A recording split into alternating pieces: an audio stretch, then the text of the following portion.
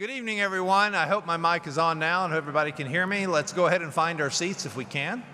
We'd like to start relatively on time if possible. Welcome, by the way. Happy to have you all here. Whoa, getting a little feedback. Actually getting a lot of feedback. I'm getting feedback up here is the reason I'm kind of not screaming at you. So if I get too loud, then I'll get a lot more. Now it's better. Great. That's great. All right, so this evening we're here to present what we have come up with thus far. And I need to emphasize that so nobody walks out of here saying, well, we're done. No, we're not even close. But we've made some decisions and we've made some steps in the right direction, and we want to bring those to you, as I have let you know we were going to do anyway. And we'll have several different points of view. And the first thing I'd like to do, so that you guys have a really good idea, is I'd like to introduce I'd like the committee themselves to introduce themselves. These are all the people who are currently on the Tanasi Rebuild Committee, sitting behind me, or almost all. There's a couple who couldn't be here. And all of these people have been influential and setting up some of the things that we've come up with, and very influential in a lot of the ideas. And you'll note that many of them are from all the different committees that we currently have in place, and that's not by accident, that is by design. So I'll start out with allowing them to introduce themselves, if you would, ladies and gentlemen. So good afternoon. My name is Phil Brenner. I'm a resident, and I am a member of the Long Range Planning Advisory Committee. I'm Dominic Andriana. I've lived in the village since 2014, and I am also a member of the Long Range Planning Committee. Okay, guys, you want to stand because they can't see you. Ta-da! Oh, they can't see me over here either. All I can do is apologize. My name is Pat White, 15-year resident. Serve on the POA board last year. And I will take Marty. Marty Inkrod could not be here today. He's also on the committee serving as a board liaison. You don't have to come up forward, just stand. Jim Devers, a member of the Finance Advisory Committee. Jim Hinckley, financial analyst for the POA. Casey Flanagan, Director of Golf Operations and the head golf professional at Tanasi. Clayton Taylor, Director of Public Works. Good afternoon. I'm Bonnie Smith. I'm bringing the extra X chromosome to the group.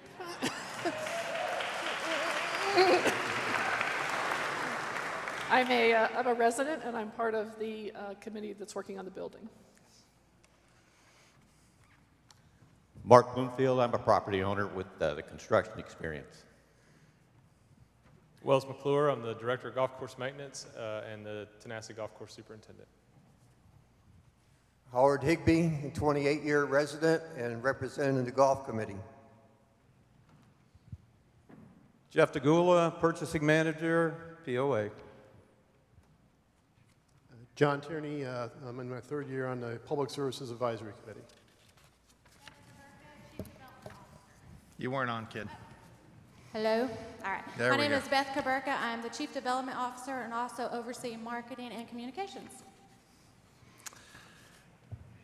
And several of the people who are here, were not able to be here today, are Kevin Alfont and Mitzi Lane, who are both POA employees.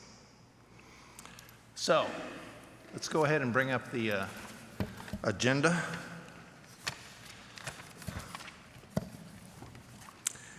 We want to talk a little bit about how we've got to the point where we are right now, and some of the steps that were taken and how we took those steps to get here. And I'll be brief. Some of this I know that you all have already seen because we've talked about them previously, but I do want to let you kind of see the timeline, which I think is important for everyone to understand. All of us remember the fateful day of August 27 when Tanasi burnt to the ground and started this whole process. By August 29th, golf was back up and running, and we were functioning as a golf course at least. At September 1, we put the committee together, and we got to the point where there were lots of volunteers moving carts back and forth, and many of you have forgotten about all the cold mornings where they all got up and drove all the carts out so everybody could play golf, because there was no golf cart or golf garage to park them in. By the 29th, we were looking at what our options were. The committee had been formed, the core committee had been formed, and we were looking at it. And just to remind everybody, there were 4 original options. Number 1 was to do nothing. Number 2 was to build back exactly on the same footprint what we had. Number 3 was to build back bigger to accommodate more people. And number 4 was to separate golf and food service.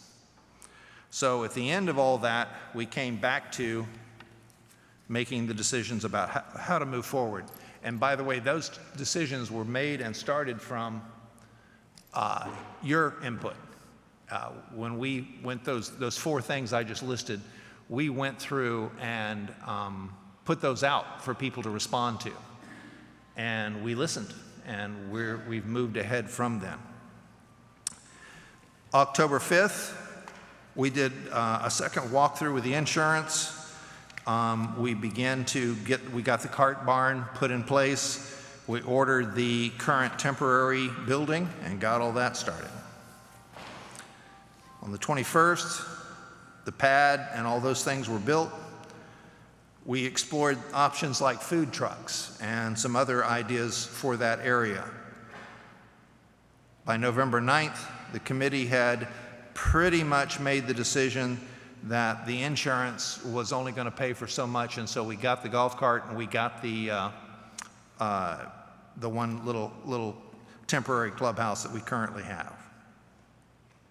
We also began to look at what our options were for that site, and we're going to talk a little bit more about that as we go on further.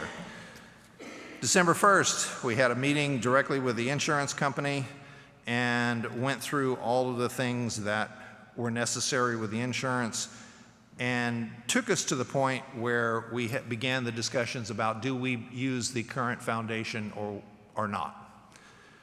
December 16th, we moved on, looked at floor plans, confirmed what our options were for square footage. We had a survey, a complete survey of that peninsula, another topic that I'm going to add on to when we get a little further down this discussion. Keep in mind that the property we're on is landlocked. So whatever we do, it's that peninsula, and that's all we got. The survey, we had that survey. It brought up a few things. We got the temporary shop on place. By February 23rd, we were reviewing proposals from architects. We interviewed the top 3 in March 23rd, and by April 23rd, we had selected and hired Paradigm Studios. Once we got to that, we had a kickoff meeting on May 23rd, which brought us to, here are your options. And we had all the different people involved, whether it's Public Works, food service, the golf. All of those people are included in this process. On June 23rd, we began to have discussions about a master plan, and Paradigm brought us several options for a master plan. And that's one of the things we're going to look at tonight, is a master plan. You will not see details of what the inside is going to be, because we don't know yet. We're only looking at scale at this point and where the building will be located. And that's where we are at that point, and they'll give you some definition. But before we get into that, I want to have a step back just a little bit and realize where we came from.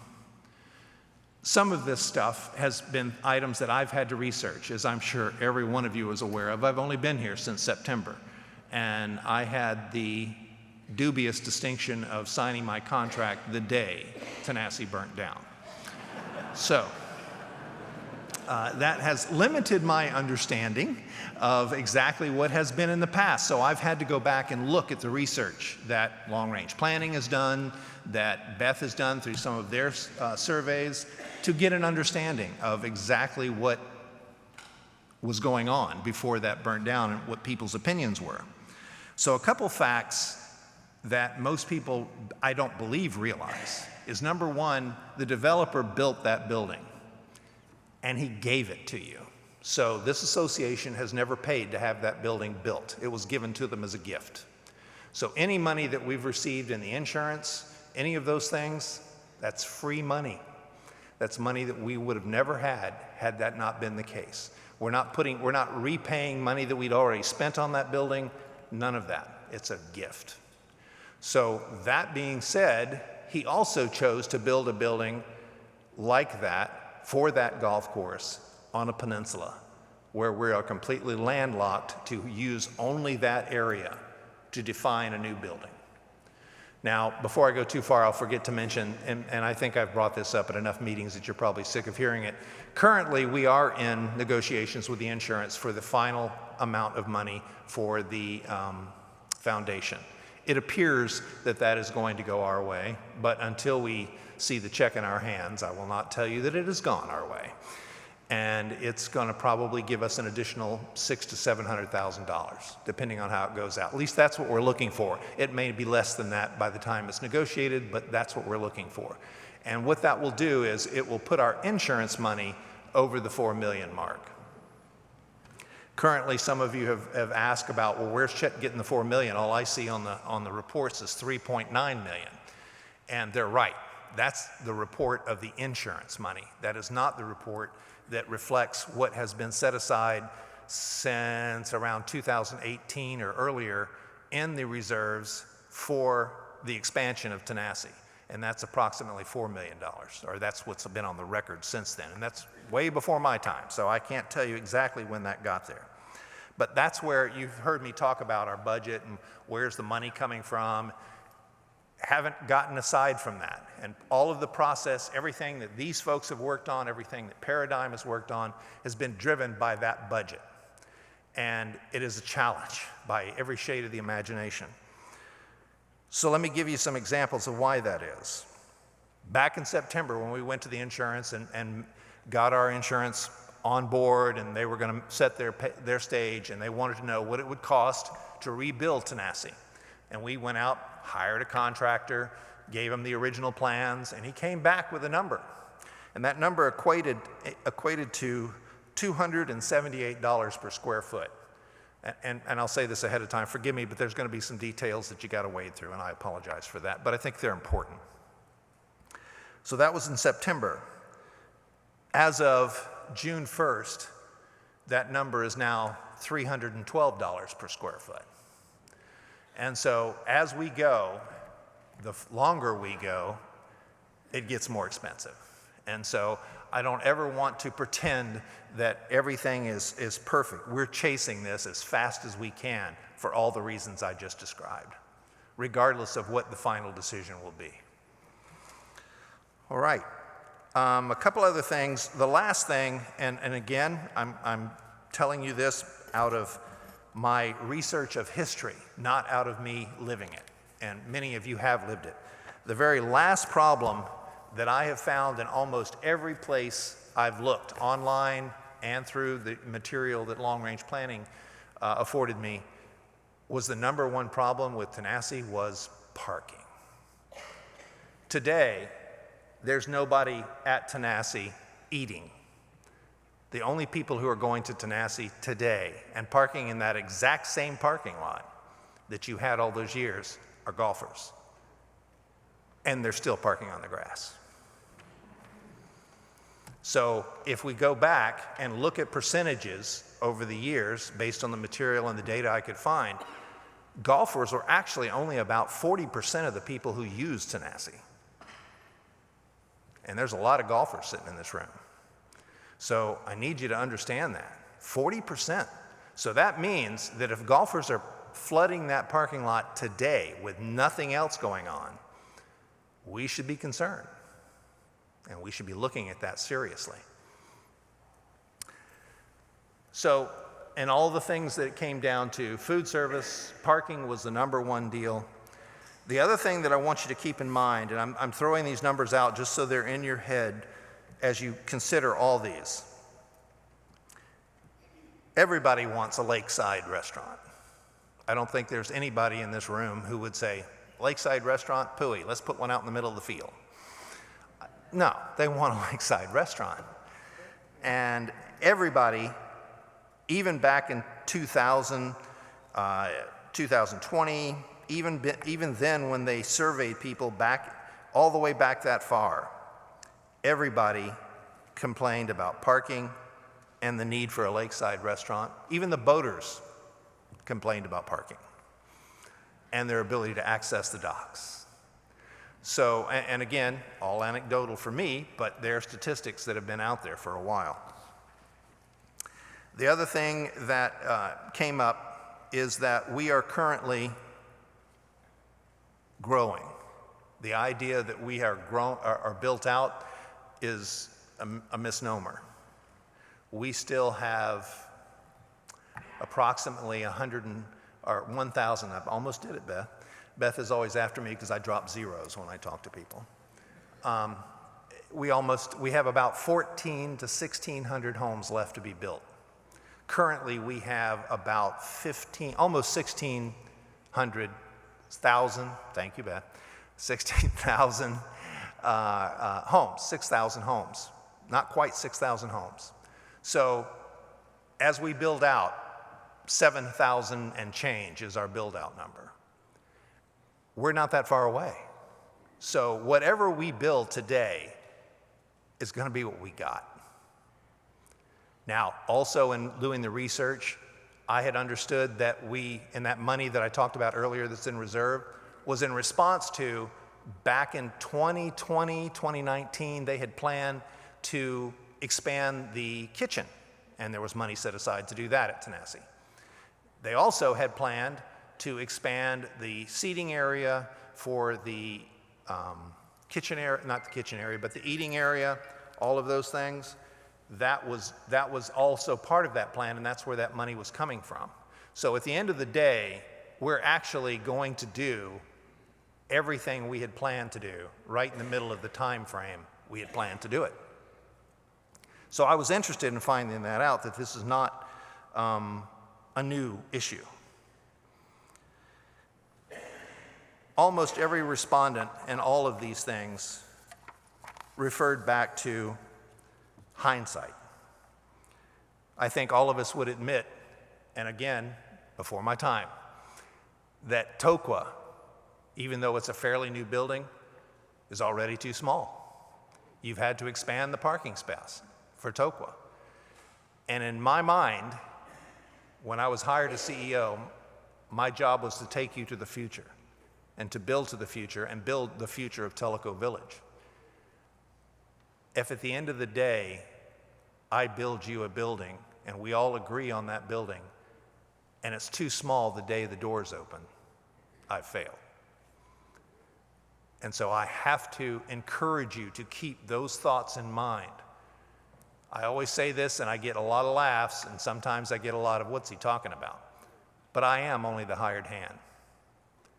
I'm the guy who has to deliver on the things that the majority of the community wants. My challenge is getting the majority of the community to tell me what they want. And hopefully tonight we're going to hear from you. I'm going to express some of the views that homeowners have sent me emails, and I'll express those for them because they aren't here. But let's move on, the part that you've been really waiting for. I'd like to introduce Tyler. He is the owner and director of Paradigm Studios, and he's going to walk us through all the great plans or the options that we have. And again, I keep throwing it out there because we're going to hear it time and time again. Remember parking.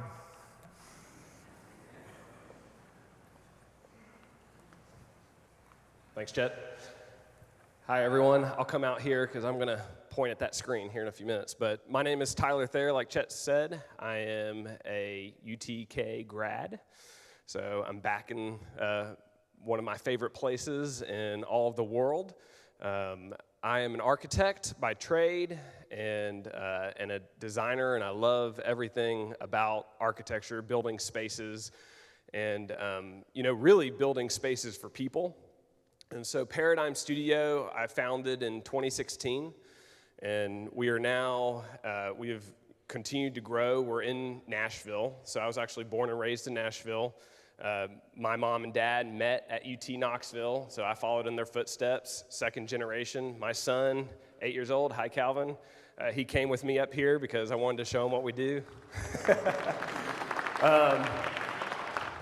And I hope he goes to UT Knoxville. We'll see, but we'll see how that turns out.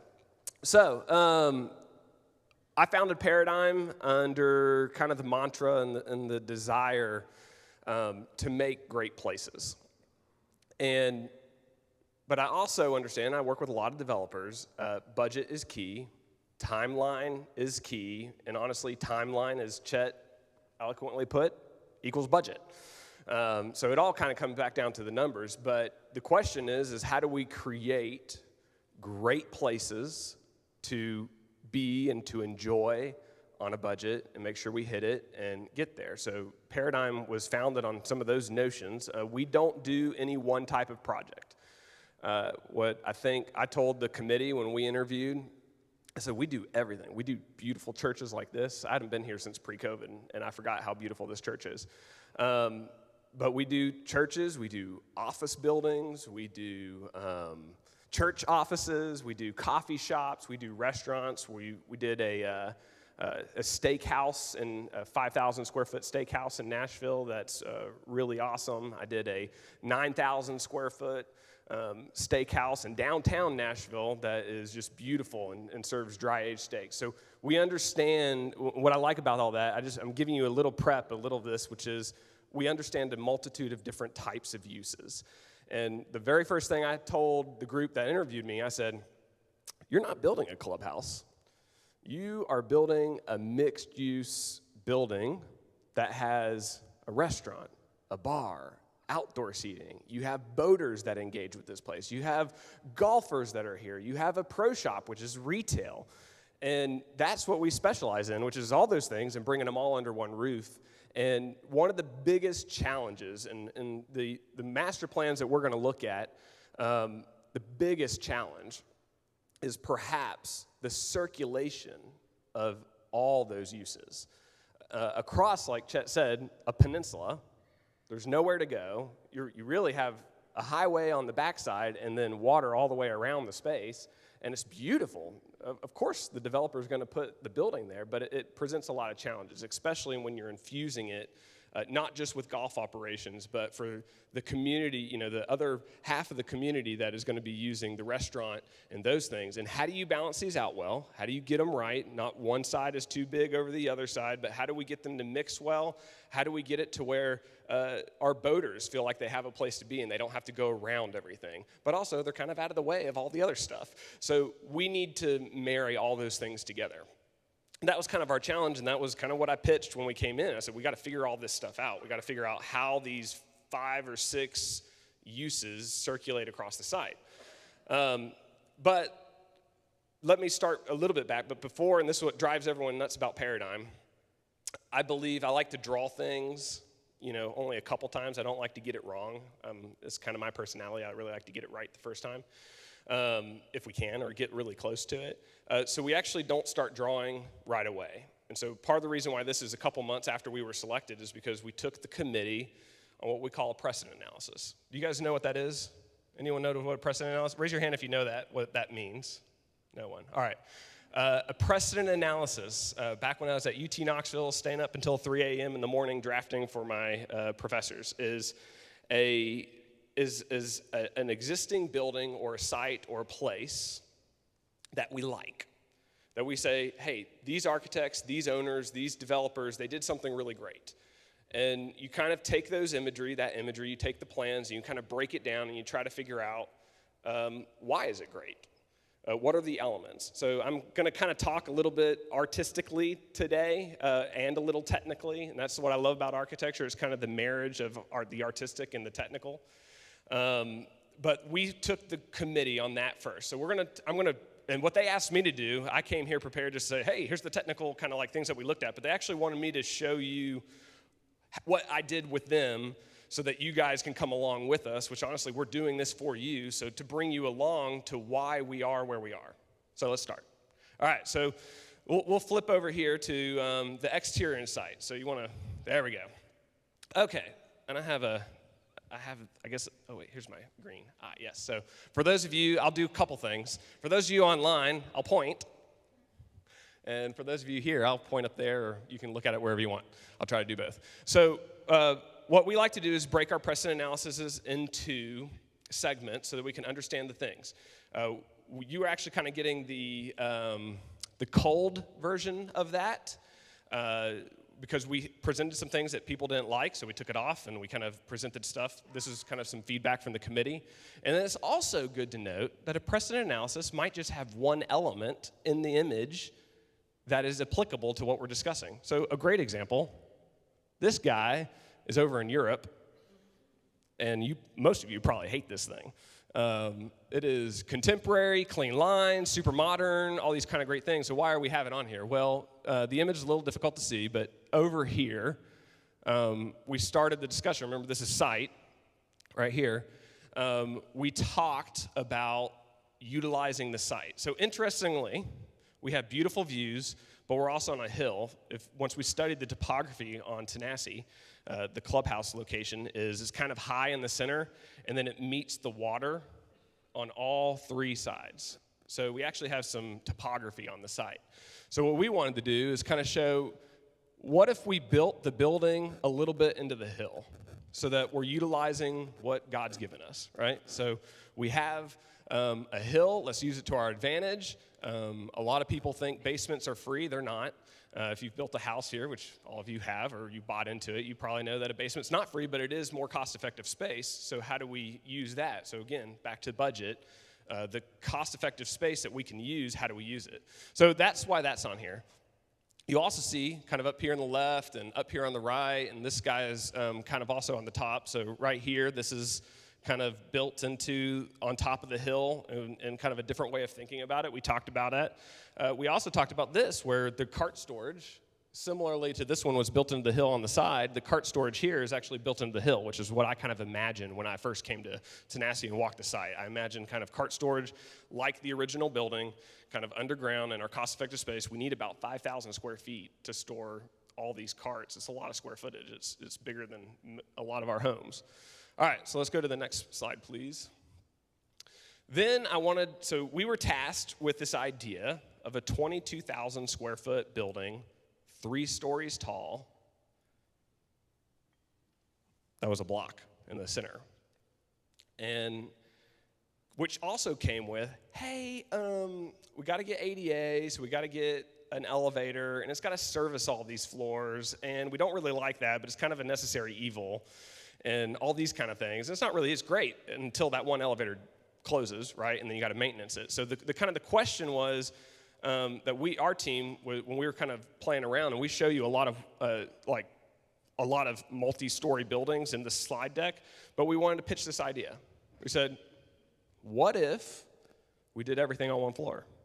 It's a little different. We don't have to worry about ADA because it's all on one floor. You walk in and you have access to everything. We don't have to worry about how the kitchen services all 3 floors because it's all there on the floor. We don't have to worry about how food gets downstairs or upstairs and all these kind of discussions that we're having.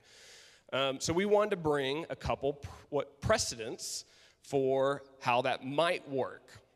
So we pitched this one right here, and you can see they're all golf courses. So we went and looked all over the world, some of the best golf courses that we could find in their clubhouses.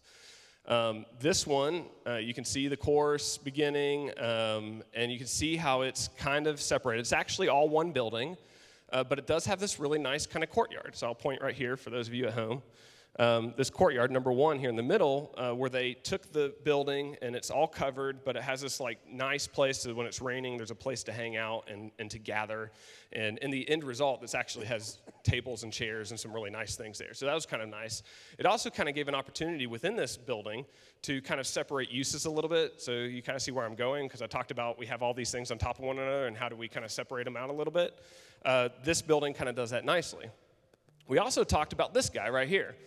Kind of a similar concept, said, what if we did one floor, they're all separated. This one's actually, so over here on the right, is actually, it was unbuilt. It was for the U.S. Olympic Games. It was a pavilion. I thought it was really fun and really interesting how they integrated the water, how they created this just beautiful courtyard in the middle that would allow people to come and be located and enjoy the space, and they could be out of the rain or out of the sun, and they had a place that was outdoors. And so that was kind of fun to look at, and we studied those. We also studied a few others, but I wanted to bring those up in particular. So let's go to the exterior of the building. So then we started looking, and once again, we like to stretch the imagination. What do we like? What do we not like? These are some snippets. So this is one of those buildings down here on the right, lower right, where it's a one-story building. The main entry has kind of like a signal, like this really great like canopy roof. You can kind of tell they got a great view out the back, very similar to what we're doing, or what we have, our current site. And it has a really nice drop-off here in the middle, if you kind of see this. So I liked all those elements, so we brought it and talked a little bit about that. This is in Barcelona. This is it's a Barcelona golf course clubhouse there. It's a little bit more modern. The committee kind of leaned away from the modern aesthetics, but there was a couple elements. Again, remember, the precedent analysis talks about a few elements that are good. Well, what we loved about it was the glass with the views. You can kind of tell that it orients kind of behind the camera, and so this has great views. The restaurant was downstairs, but then they had some meeting spaces upstairs, right up in here.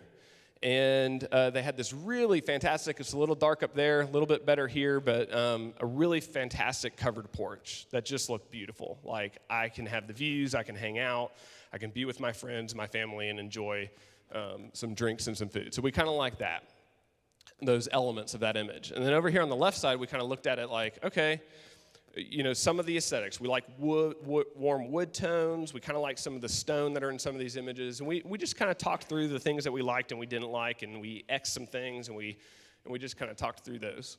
I'm going to hit the next one. Then we presented one that was more, so those were kind of spread out buildings.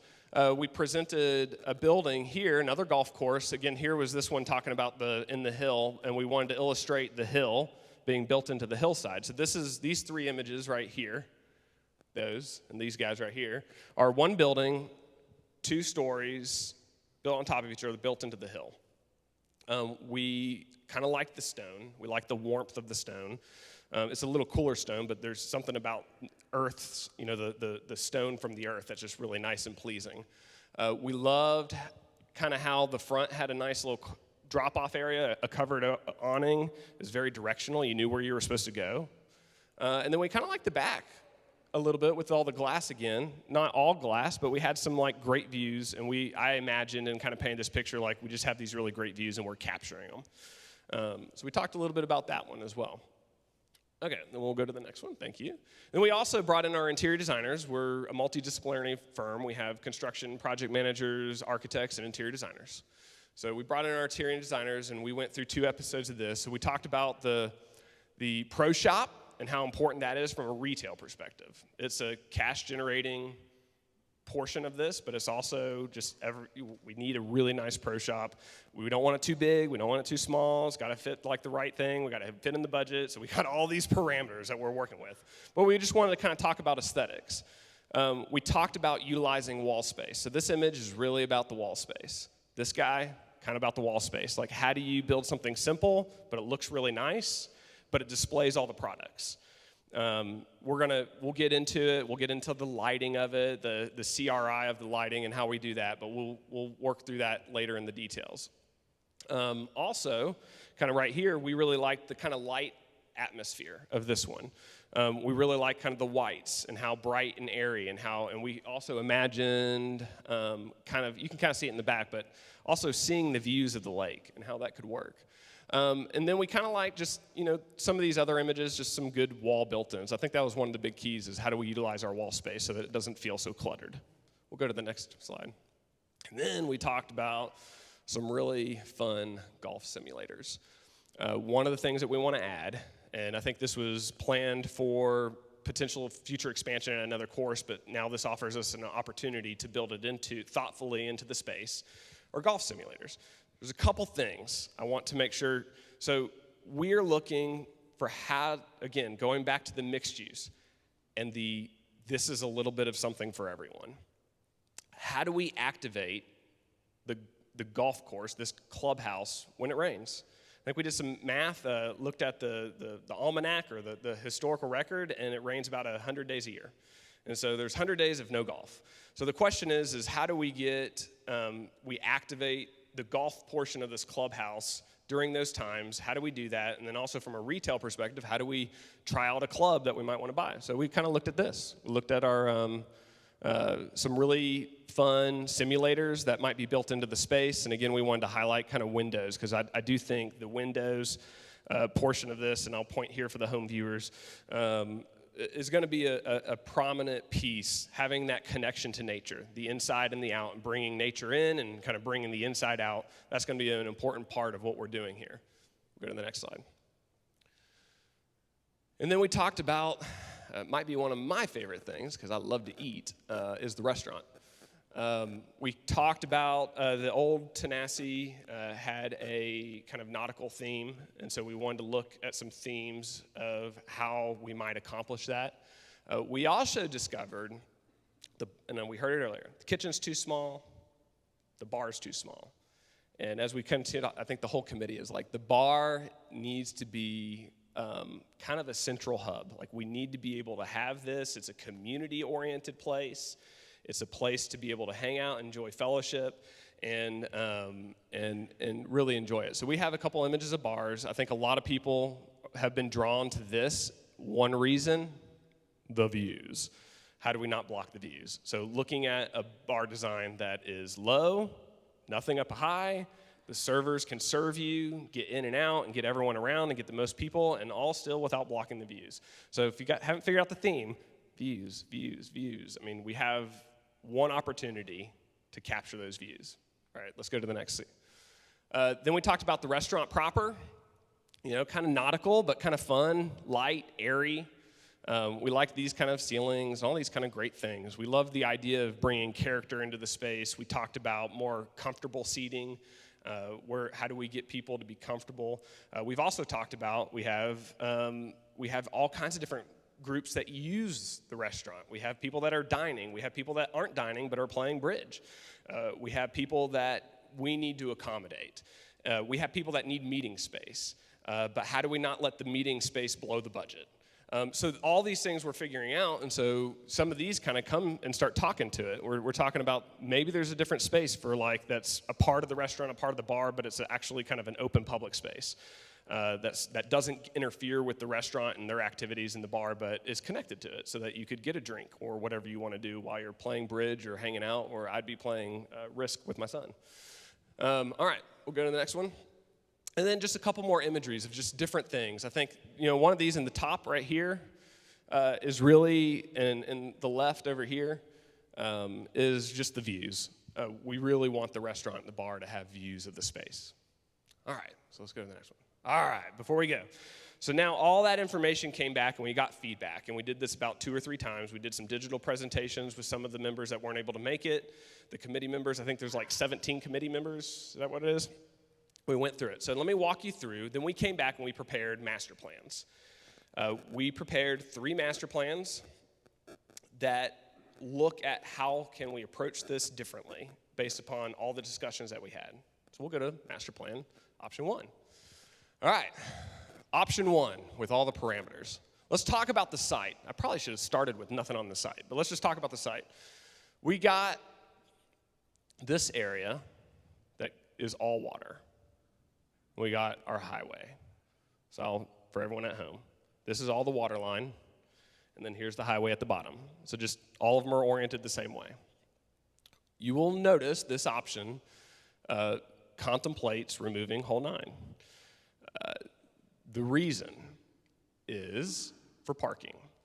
And so the number one issue is parking, and how do we get it right? So we wanted to explore that.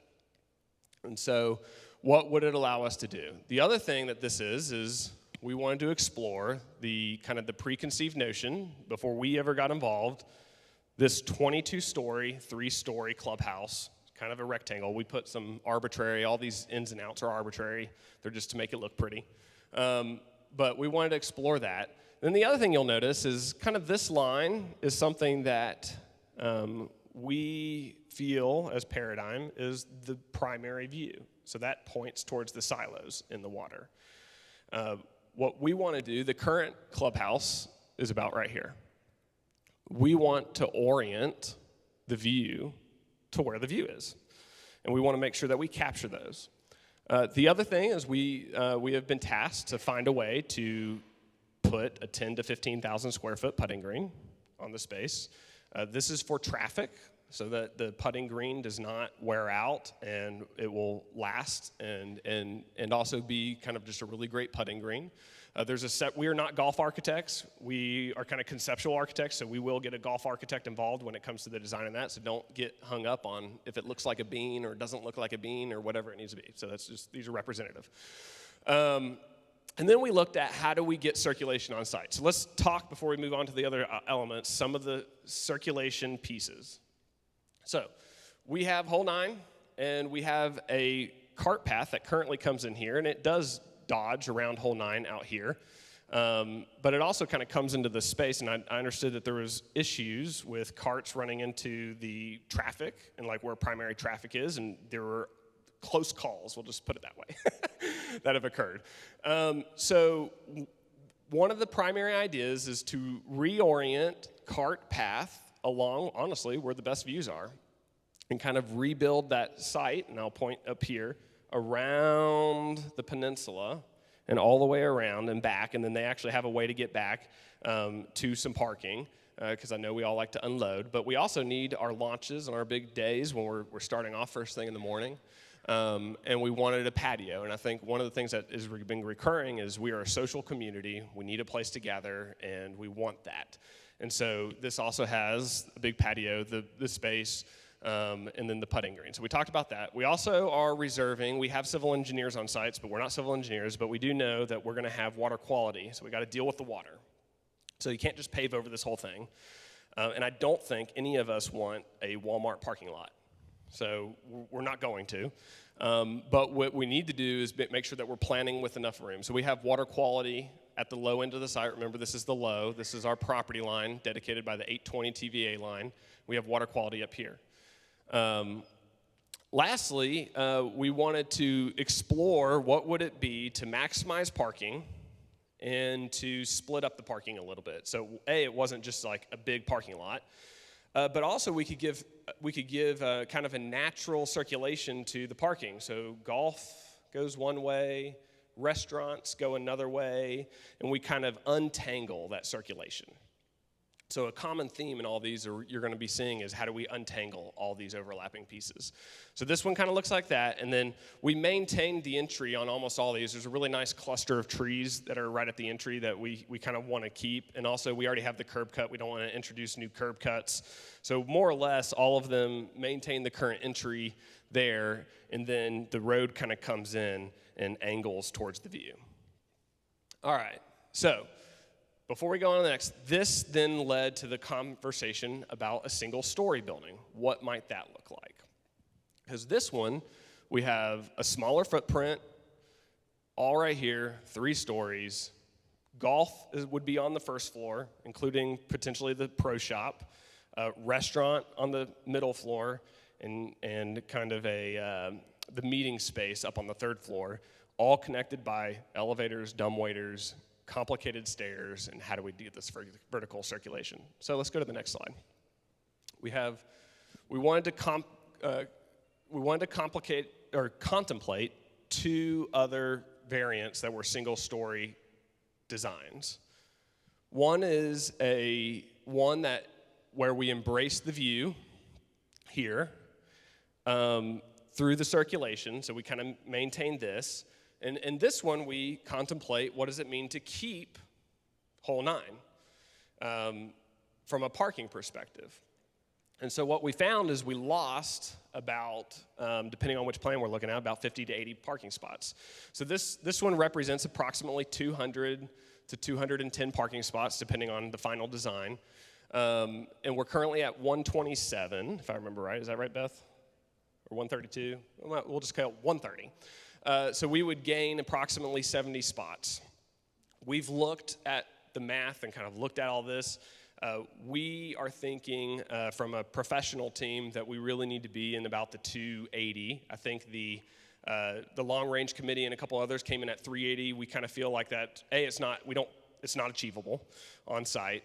So kind of it's not practical in that regard. And also I think I think that would be like worst case event day, those kind of things. So as we're kind of looking at it, we really think that what we need, so we don't have a whole bunch of parking issues, except maybe major events, which then that would probably be shuttles and those kind of things, but would be about 250 to 280-ish, maybe 300, but probably below 300 and somewhere north of 250 is like our goal. So this one, if we keep hole 9, we needed to explore it. But it diminishes the parking, and it kind of comes back to what happens if we built it too small. So here's an interesting fact that I learned in all this process, which was this building hosts people all the way from Knoxville. I thought maybe it was just the community here, but apparently we have a lot of outsiders coming in as well, which complicates some of the circulation and traffic patterns. But let's talk a little bit about the building. So these next 2 slides, this little appendage right here is what we've been colloquially referring to as Golf World. It's kind of the arm of golf. It would be your golf lounge, your pro shop, your offices, your sales, the simulators, everything golf is kind of around the corner on this wing. This box right here represents the restaurant, the bar, the kitchen. We're planning on approximately 5,000 to 6,000, somewhere in between there, square feet for all of those functions, some meeting spaces in there as well. We are contemplating, if we go to a first floor, we all know, or most of us know, that the one-story design, we get to save on the elevator, which is great, which is that's like a $200,000 cost savings right there. But we increase foundations, we increase wall surface area, we increase roof area, so it has some additional costs. So what we are proposing, if we move forward with this location, is how do we build flex space? How do we maximize space, build a smaller building, but not too small, getting it right, but it comes back to how do we build it and make it flexible so that on one day it can be a meeting for 100 people. On another day, it can be the golf lounge. On another day, it's, bridge tournament day or whatever it needs to be. Like, it has that flexibility while also never interrupting the restaurant. So that's so you'll see on this, especially when you guys start, we're going to have some displays up here a little bit later. These square footages are a little less, and that is to compensate to, again, Chet nailed it on the head. Every move we make, we're trying to understand the implications on the cost to the best of our ability. We're moving to get a contractor involved sometime here soon to kind of help us narrow that down, but we're making moves now with our best educated discussions and thoughts and history and process. So let's go to the last one. So this is actually one building. I know it kind of looks like we're separated, but it's actually one building, kind of like that first one. This is all about the views.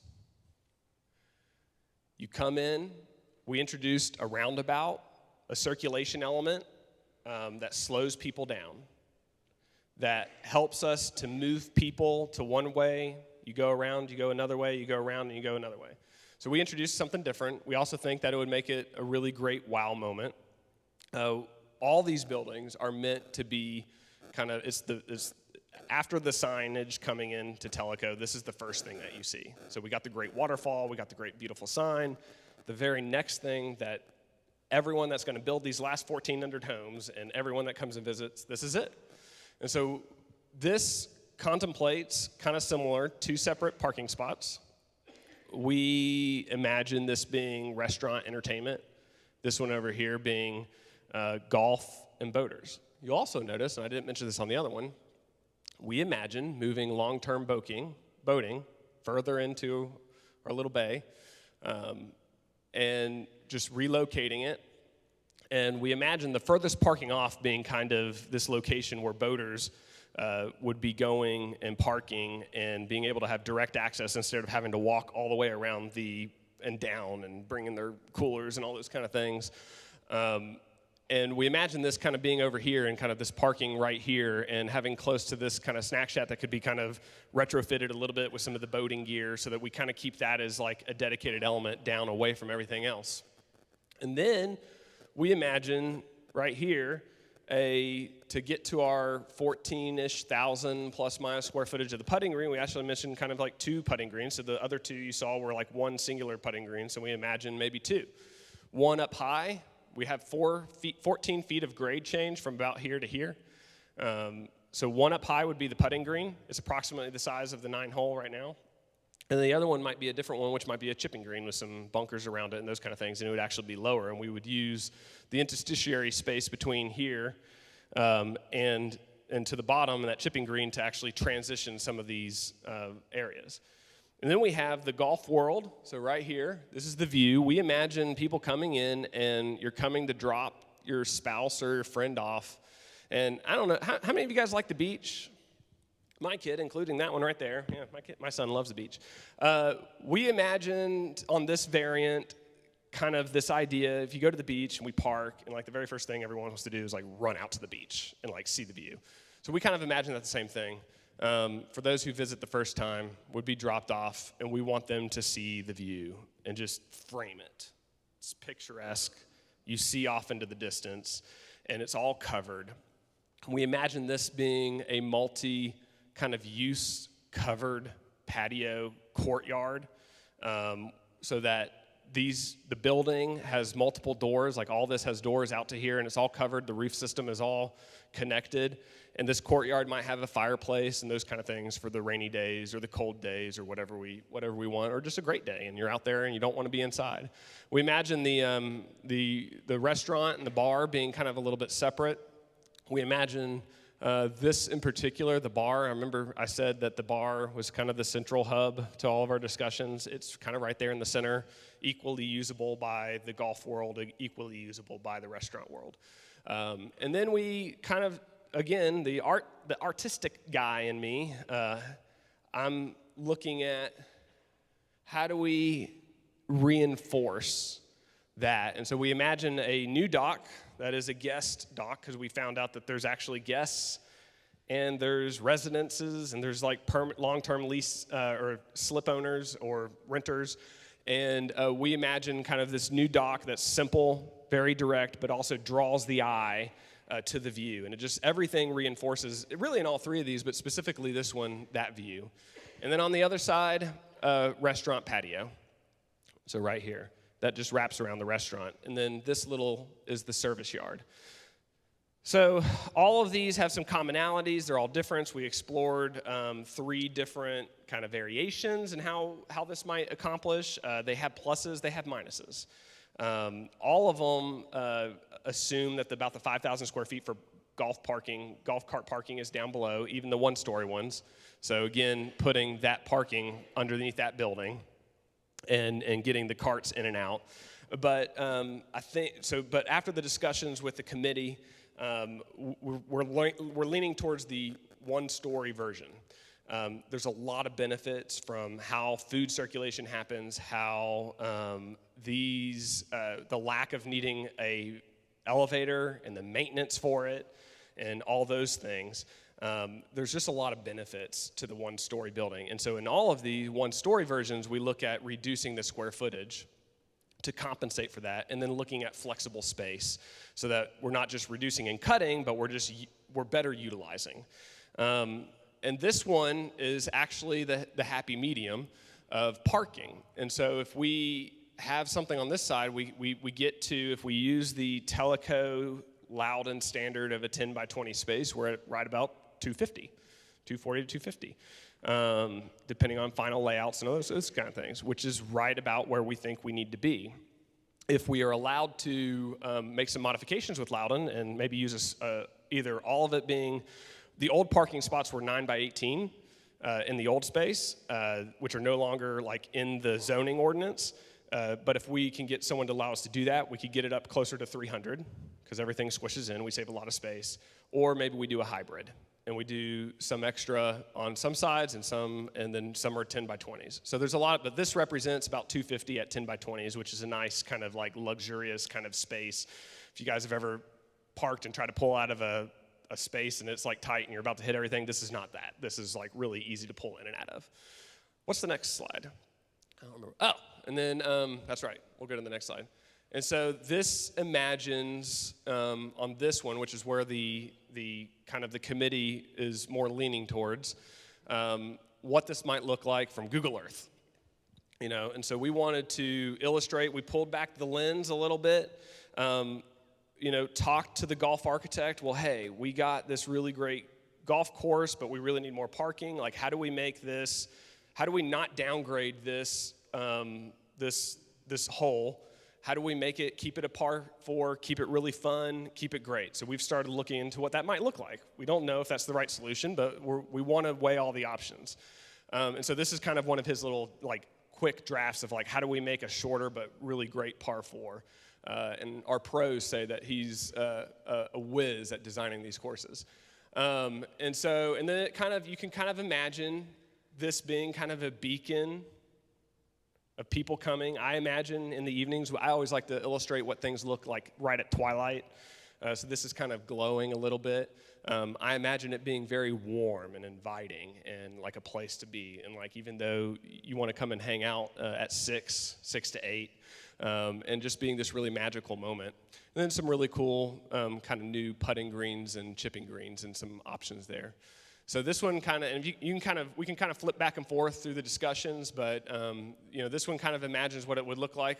Again, we don't want to see a parking like a Walmart. So we're looking at integrating and keeping and maintaining islands, and maybe even a few more. How do we integrate and keep as much greenery as space as we can?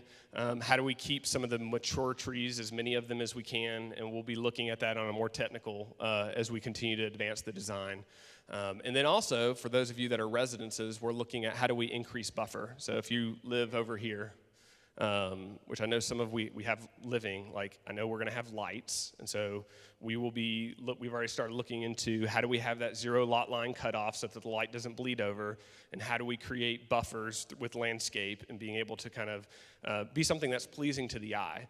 But I also kind of think of it like it's almost like this little jewel box behind trees. And so that's kind of where we're at. Do we have any other slides after that? All right, and I am done. Thank you for entertaining me, and I appreciate your time.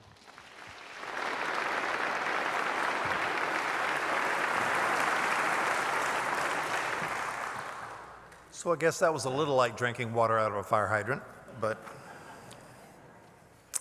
one of the things I wanted to do before we went any farther is recognize the fact that we have several other board members here. Rick Blau is here, and John Orr, and Bob Bernetti. We even drug out the Kahiti guys. And John Orr? Oh, that John. We have 2 Johns. I'm always confused. I apologize. John Arguella. All right, couple things before we go down the road into opening up for comments, is that I made some homeowners a promise that I intend to keep, and that was to share. They sent me emails and they said, I can't be here. Will you voice my opinion? And I hope by now all of you know that I am the defender of everybody's opinion, whether I agree with them or not. And so I would like to share some of those opinions. I will not tell you who gave me those opinions because it doesn't matter. It's the opinion itself that's important. There was a homeowner who asked me to express their view that we should not spend any more than what the insurance gave us, that we should only build what we can build with the insurance money, and that's it.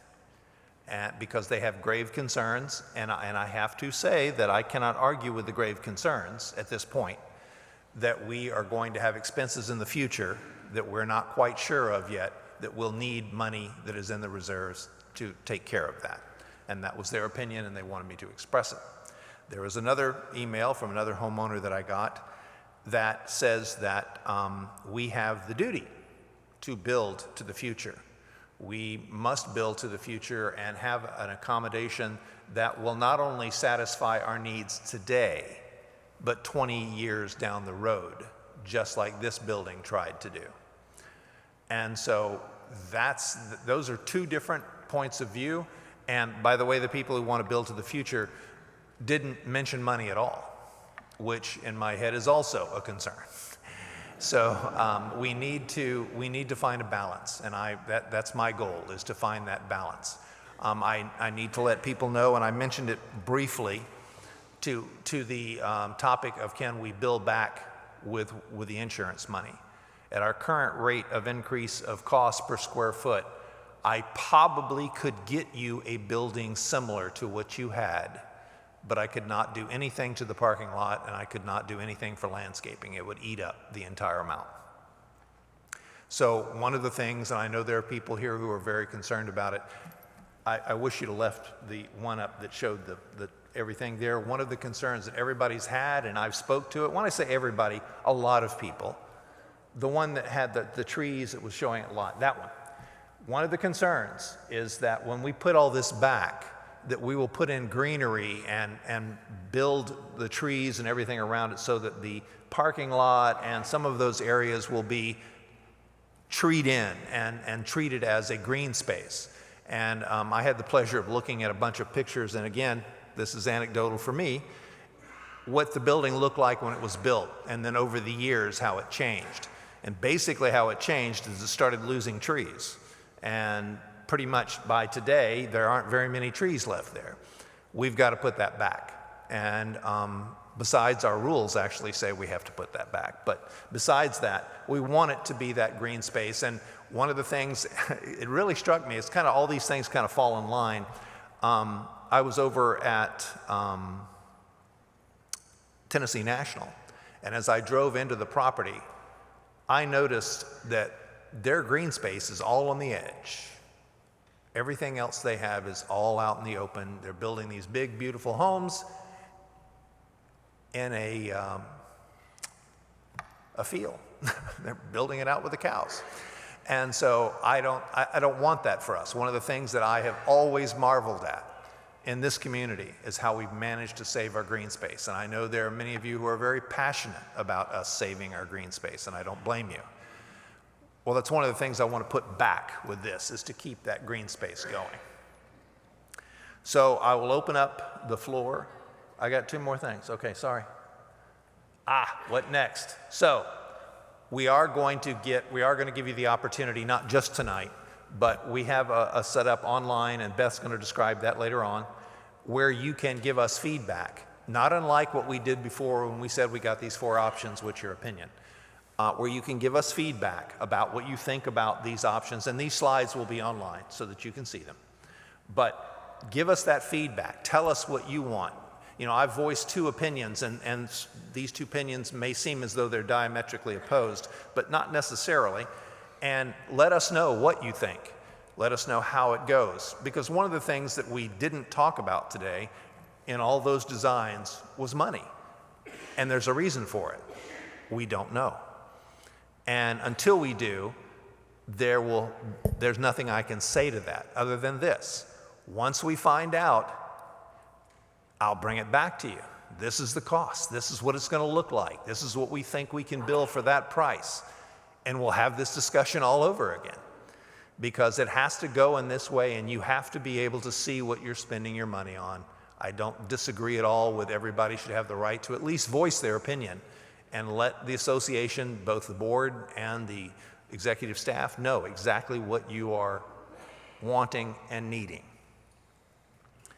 As a side note, I was kind of surprised I didn't see anybody with signs that said "Save the 9th." I'm just throwing that out there.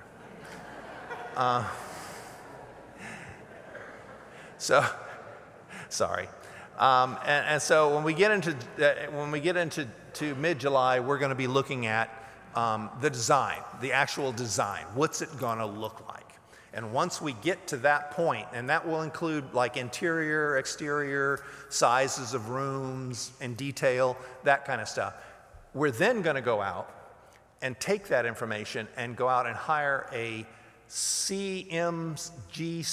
And what that is we're hiring a contractor early in the process, because he's going to come back to us and say, Chet, really cute design, I can't build that. Or he's going to say, yep, we can build that, but your pricing on this is wrong. It's going to be that. Cheaper, more expensive, don't know. That's why we're hiring them at that point, so that we can have an idea, because if it turns out to be ridiculously high and ridiculously expensive or not, we can then make decisions based on knowledge, not what we think will be the price. And I think that's a key thing that we need to be able to do. We need to know for sure, or at least as much as we can know, what it's going to cost us. And that GC will be able to tell us that and give us that information and really give us how we go about that. And by the way, we got that advice from our contractor person on the committee, because he felt like that we would be guessing had we not involved somebody like that. And I don't want to guess.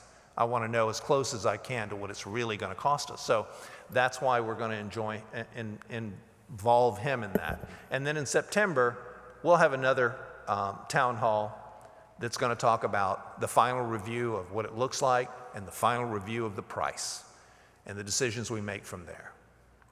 And that will happen in September. And once that's through, whatever we come up with will be the game plan and the marching plan. Now, you guys don't throw anything at me, or if I'm saying it wrong, stop me. But our game plan is to break ground sometime in February, between February and March. That's the game plan. Whatever we do, that's where we want to be. So that possibly by the end of next year, we'll have our unit back, or close to it. So that's the game plan. Those are the decisions that we've made thus far. I'll open up the floor now.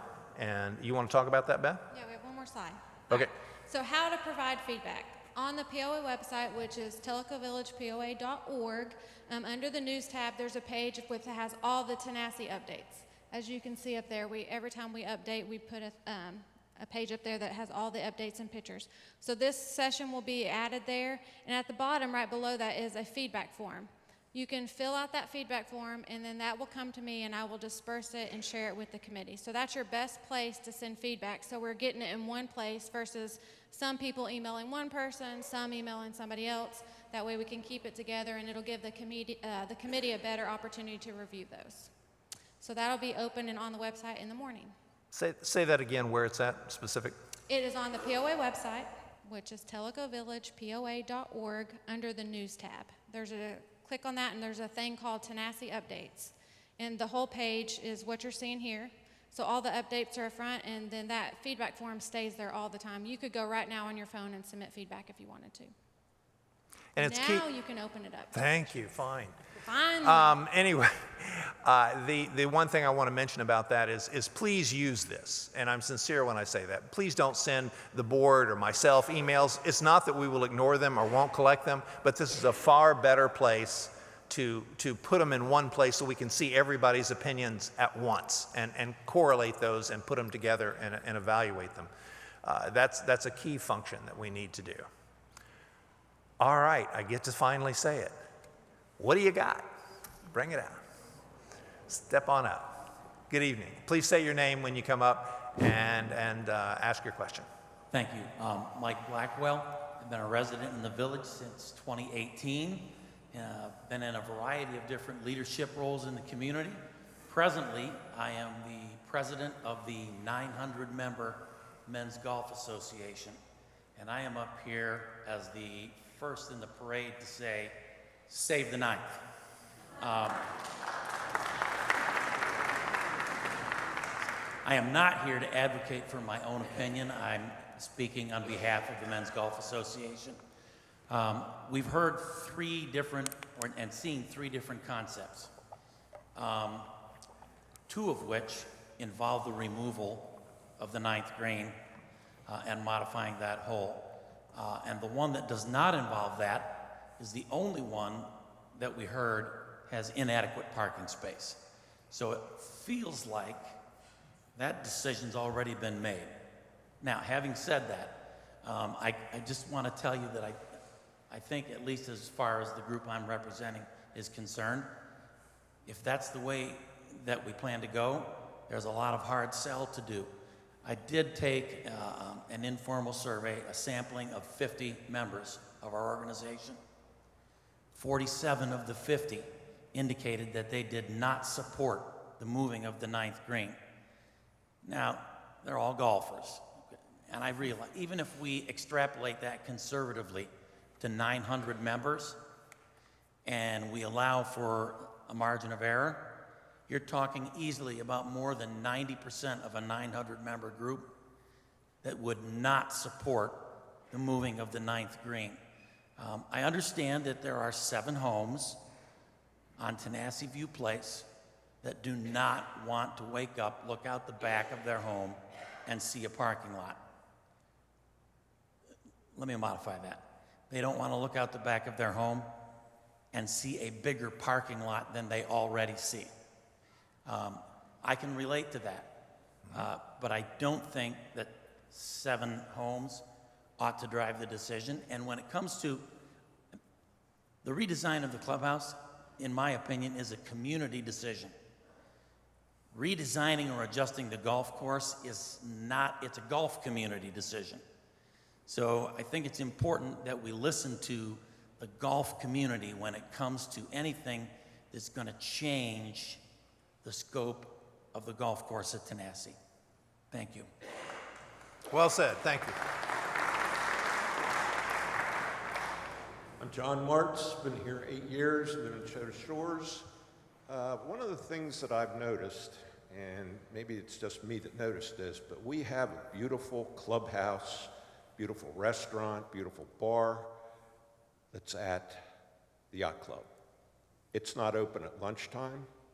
It's not open for breakfast. Why? You know, why can't we expand the patio? Why can't we expand the deck on the yacht club to give us more views of the lake, if that's what we want? I also, I guess I got to ask Casey this, but do we really sell a lot of equipment other than tees, balls, shirts in our clubhouse for golf? I mean, is that something that we need a bigger space than we have now? Sure. Or I don't care to answer that. In 2020, Tenasseee won the Tennessee PGA Merchandiser of the Year award. So that retail operation with no presence of a driving range did $170,000 in sales with no range. I'm just thinking, you know, we've got 3 pro shops.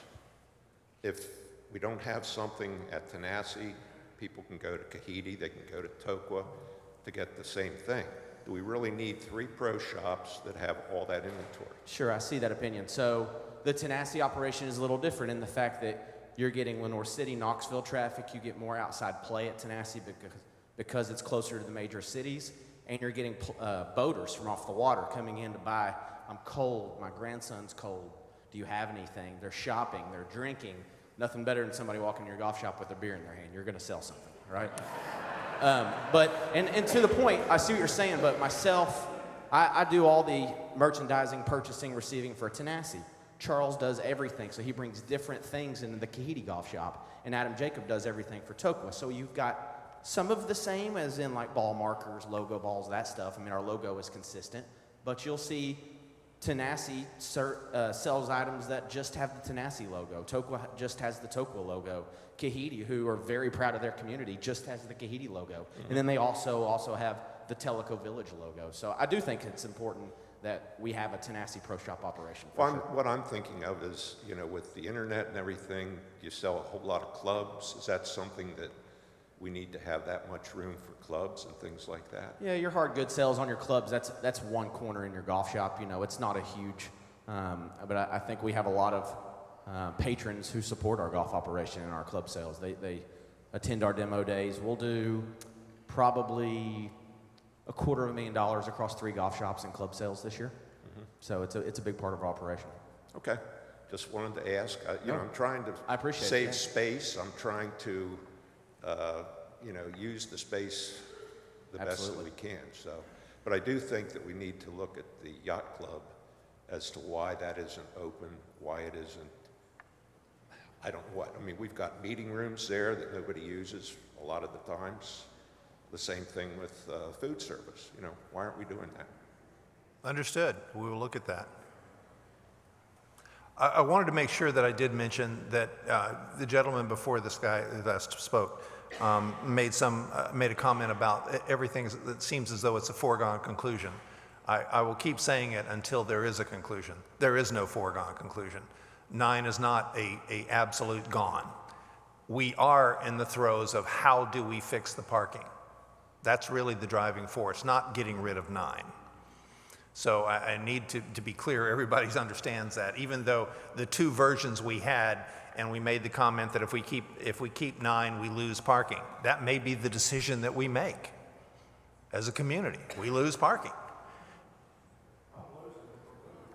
Well, actually, we are losing it because that's space we can't use if it's got 9 there. And believe me, I don't want to debate with golfers whether 9 should stay there or not. That's definitely not my gig. Well, correct. Yeah, I mean, he's not up at the mic, but he's saying we're not losing 9, we're actually moving 9. But I think the golfer's point is that, and I hate using this, but I got to say it, and Marty's not here to applaud, but 9 is our signature hole. See? Sorry. Anyway, go ahead. Yeah, and I got golfers back here going, what's he talking about? Anyway, go ahead. Okay, my name is Tim Kukla. I'm a real estate agent here with my brother, hardest working guys in Tellico. Just saying. I've been here for 13 years, and I want to thank all you guys for your efforts. It was a great presentation, and I say build better, build it as strong and as the best you can do. We need it. We're losing clients to Tennessee National, Wind River. They're getting places that are state of the art. And I think everybody that come here is asking for views. I want a house with a view. I want a house. Well, there's only so many houses with views. If you can't get a view at your house, to be able to go to dinner and have a nice view like that at the Yacht Club or Tenassi is a great idea. Some other suggestions were they'd like some separation between the bar and the restaurant.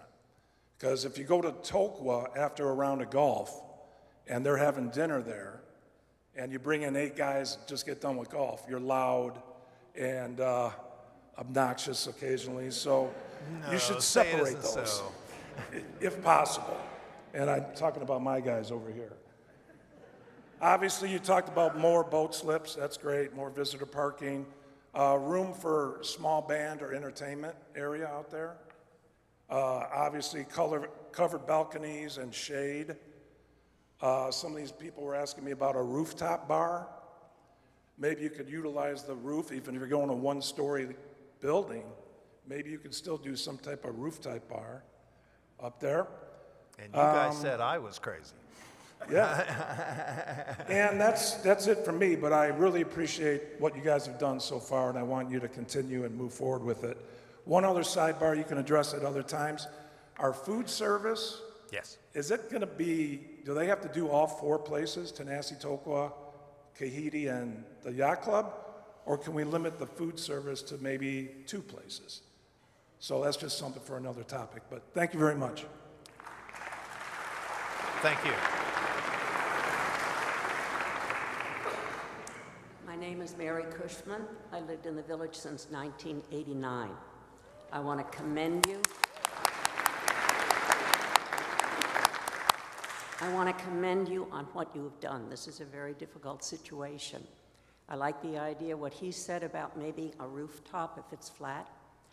Number 2, I like the idea that you're going to put more greenery in there.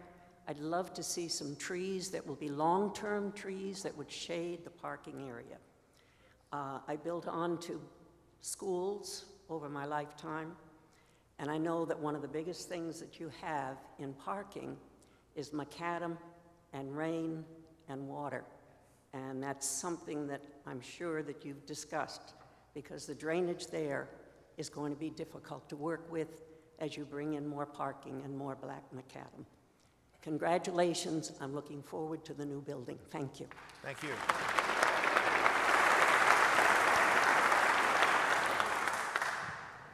My name is Bob Feldwish. I've lived here for 10 years. I thank all of you for all the hard work Obviously, this is not an easy task. I would like for you all to adhere to something that my mother told me. Anything worth doing is worth doing right. And now is the time for this committee to do this right. We've done things in the past that we turned around right after they were done and thought, man, we should have done this another way. So please adhere to that. My mother will be very happy. As far as the 9th hole, for about the last 5 times I played at Tanasi, I've lost multiple balls in the water.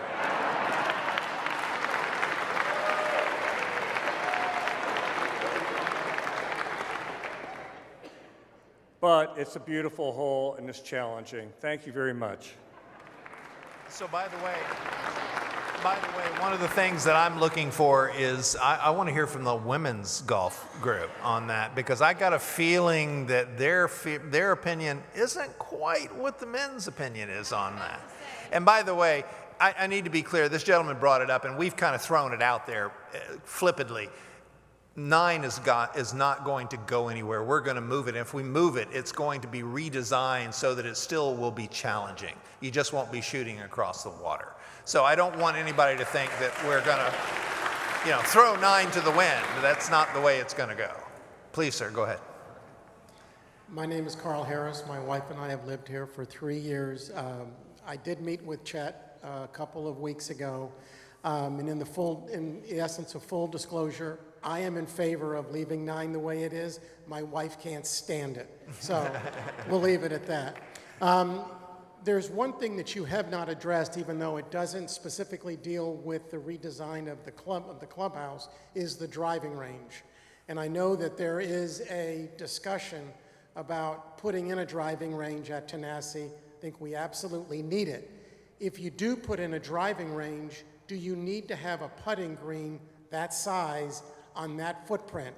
And if you take that out, how many parking spaces do you gain out of that? So. All right, I'm gonna let Tyler answer that. He can talk to you about the grade of where that putting green is located on almost all the designs, the drop off, and how much parking you would not get. Way to set me up. No, I appreciate it. No, I think it's a valid question. The two things, and Casey might be the best on the size of the green, but I can comment what he's told me, which is the smaller the green with the amount of operations, the grass gets worn out, or maybe there's wells, I can't remember who told me this, but basically the size is so that it can move around and not get worn out and wore down with the amount of golf that is played at Tanasi. So that's the one element. The second element is, I think I mentioned it a little bit, is, basically if you imagine in this version, the roundabout being the pinnacle of the hill, it's pretty much flat, but then it drops off about 14 to 18 feet. And so what the concept is doing, which is kind of what's already been done there, but we're just expanding it in this version, would be to extend the flat spot for the parking, which then pushes the grade towards the water, which makes it more steep. And we're utilizing that bottom green in this particular version to be able to negotiate that grade. Yeah, so there's about 30 feet between there and there. So in terms of negotiating that grade, if let's just pretend we got rid of that and we said we weren't gonna do it. This dimension from the back of that parking spot to the back of this parking spot, so one is 64 feet, 20 plus 24 plus 20. So that would put we would potentially be able to get one more row down there to extend the parking. However, because of the grade, it would cause one of two things. It would cause we're already building kind of a retaining wall down here naturally for the parking. We would have to, one of two things, build a new retaining wall, which would increase costs. And we're trying to do as few retaining walls as possible and do it all within the landscape as possible. The other thing is we would actually lose parking to some degree because we would have to create lanes to get down. And so will you go back? I'll show an example of this to the one, yeah, perfect, right there, the keeping. So whether we do this or not, this is just a good example of trying to squeeze in an extra parking spot and how, because Chet actually said, hey, we need to keep the 9th, look at keeping the 9th and looking at wrapping the parking around the building. I said, okay, we'll look into it.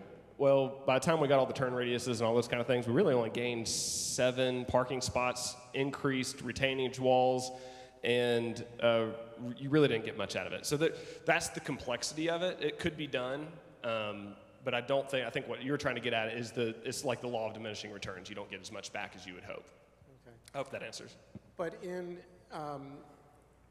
in taking away 9, now you've got to factor in additional cost of creating at least 1 new hole. And that's going to go into the budget rather than leaving 9 and dealing with the cost somewhere else. I am a fan of 9. I know you don't like the word defining hole. I call it a defining hole. Losing golf balls is just part of it, but anyway, my view. It's all good. No, and the other thing that I want to be clear about, then, and Casey will stand up and applaud now, but we are going to present and hopefully come up with a plan to put in a driving range. And that will be a part of the 24. That'll be part of the budget process. I can't promise you it'll happen, but we're going to approach it from the position of what we're losing right now at Tokwa in terms of the driving range being beat to death by so many people on it. And I will, just to add to the discussion on the cost, you're absolutely right, there's cost in moving it, and not only just moving the hole, but redesigning the whole hole to be able to make it more challenging, as Chet was mentioning earlier. So you're absolutely right. I think everyone is thinking through all those as well. So I would echo that your thoughts are definitely heard and understood, and you're 100% spot on. Thank you. Yep. I'm Wendy Lamel. Chet, you don't look like Goldilocks, but you certainly sound like Goldilocks in the 3 Bears. Not too big, not too small, but needs to be just right. Yeah. And she used her taste buds. What I'd like to see is you publish some studies on what is going to be the determinant. We've heard a lot about the aesthetics today and fitting things into the peninsula, but we haven't heard anything about how you're going to determine what the square footage is. And like John Martz earlier, I have concerns because every time I go to the yacht club, like Wednesday night I went to a meeting, came down at what should be prime dining time, 7 o'clock. There's some people from my meeting going to eat, and there's just 2 or 3 small tables, and the rest of it's empty. The bar even is empty. And that's a lakeside restaurant, which, as you said, everybody wants a lakeside restaurant. But if we're not using one, how do we determine what the use should be for another one? So I would really like to see some hard facts and figures instead of wants and desires. I could not agree with you more. Now, long-term planning, do you have any comments on that or anything you'd like to say about that? Yeah, so I don't know that I have any hard facts at my fingertips here. You know, what I can tell you is that and Andy would probably have better data on traffic in the restaurant, but the restaurant, you know, at Tanassi was typically very, very busy. Part of that is the difference. Think about the positioning of those 2 restaurants, sort of a casual dining place versus a higher end restaurant, which is what the yacht club is. So I think there are 2 different use cases there. One is a fine dining establishment, one is a casual dining establishment. And not surprisingly, when I go out to eat, I'm more inclined to go out and spend $25 for my meal rather than go out and spend $50 for my meal. I will spend $50 for my meal once in a while, but I'm not going to do that, you know, every night. So. Another interesting thing that's anecdotal to your point is that I told the story about running into people in Knoxville and them asking me, when are we going to put Tanassi back? Well, one of the things that became apparent is I asked them at that same conversation, which I haven't brought up before, I said, well, have you been to the yacht club? And they said, to where? They don't realize there's even another restaurant because it's off the road. It's out of sight. You don't know it unless you've driven by there or you live here.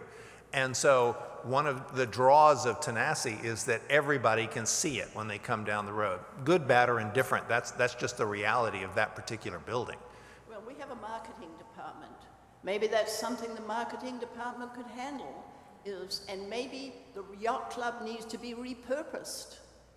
I mean, I know we're going to have to rebuild Tanassi, but if we've got one beautiful lakeside restaurant that's not being used because it's the wrong purpose, we don't have enough people wanting high-end, maybe we can spend less on Tanassi and more and use some of the budget to repurpose or just even change the menu and the way things are handled at the yacht club. And that's still saying, well, we had a lot of people in the Tanassi and they don't have that ability. Is to me not a scientific study on what the needs are going to be for the floor space.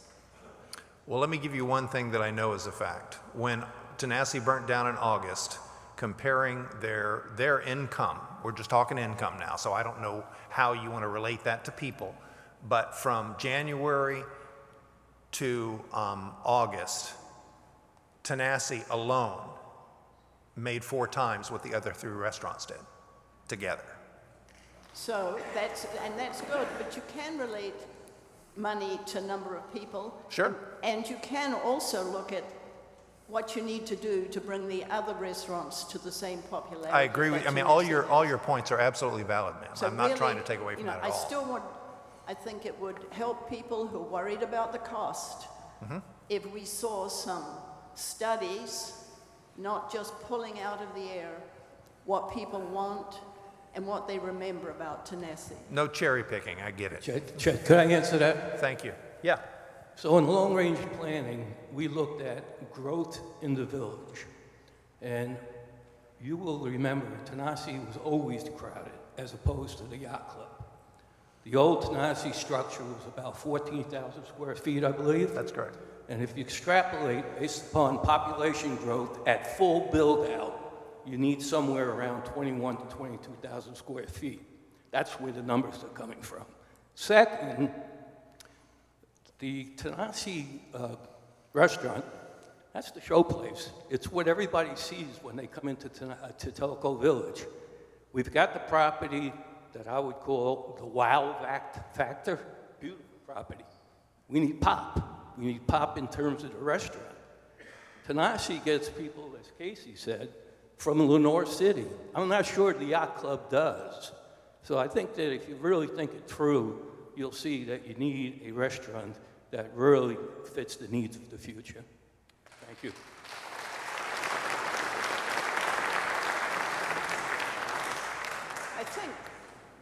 I think though, when you just reinforced what I'm saying, that the yacht club, the marketing department or the people who do the planning of the landscaping, something should be done to encourage people to see that the yacht club is there rather than a little tiny blue sign that says Blue Heron Restaurant. I think you're absolutely correct. And as we go through this process, we have to evaluate all of our restaurants, including the yacht club. And I think that marketing that is an excellent point of view. And one of the things that is going to happen as we move through this process of evaluating our food service, that will be a key point. And the other thing is that I did see on the plans meeting rooms as a possibility. So I'm not sure how you are determining the number of meeting rooms you need and even why you need them there. Thank you. Thank you. Yes, sir. Afternoon. My name is Gary Henley. My wife and I bought a lot here in 1997, and we came down every year until 05 when we moved here. We vacationed from 97 until 05 in Tellico Village and enjoyed it. Now we live here. It's a shame what happened to the Tanassi restaurant. I know it's less expensive to build up than it is to build out. That's been proven. It may cover the cost of an elevator. I feel strongly about a second level with, ladies, I won't say a men's grill, I'll say a grill upstairs with a bar and finger food or whatever, and the main restaurant, the clubhouse down below on the main floor, so it's accessible for diners, and making that bigger, and then also the larger seating area on the exterior, covered seating area. It'd be nice to be right behind the, I will call it the 18th green, because that's what it was back in '97. And if I could throw my 2 cents in worth, it should still be the finishing hole instead of a par 3. Thank you for your time. Appreciate it, sir. Yes, sir. Hi, I'm Eric Carlson. We just celebrated our first year in Tellico, so we're Congratulations. happy to be here. As we're looking, there's numbers that have been mentioned in meetings, and I'm not here to pin anybody down on the numbers, but if we used all the insurance money, $4 million, and some other $4 million on the side, maybe $8 million would be the budget, depending upon which way it goes. What is competing for that bucket of money? I've heard, the reconfiguration of the greens, and I know that there's a cost associated with it. Is that found elsewhere, or is that in that same budget? Is the relocation of the marina, the docks and stuff, part of that budget? Is the paving or expansion of the, what's all part of that? So let me break it down into 2 stages, because you're absolutely correct in your assumptions. Number one, the building is a cost, and the building will not cost $8 million to build, factually. However, the parking lots, the landscaping, the moving of the docks, and if it is determined that we're going to be moving 9, that's another expense that will all be part. The problem that I'm struggling with, and that I've challenged everybody who you see on this committee with, is until the board tells me otherwise, whatever we do, it's in the $8 million.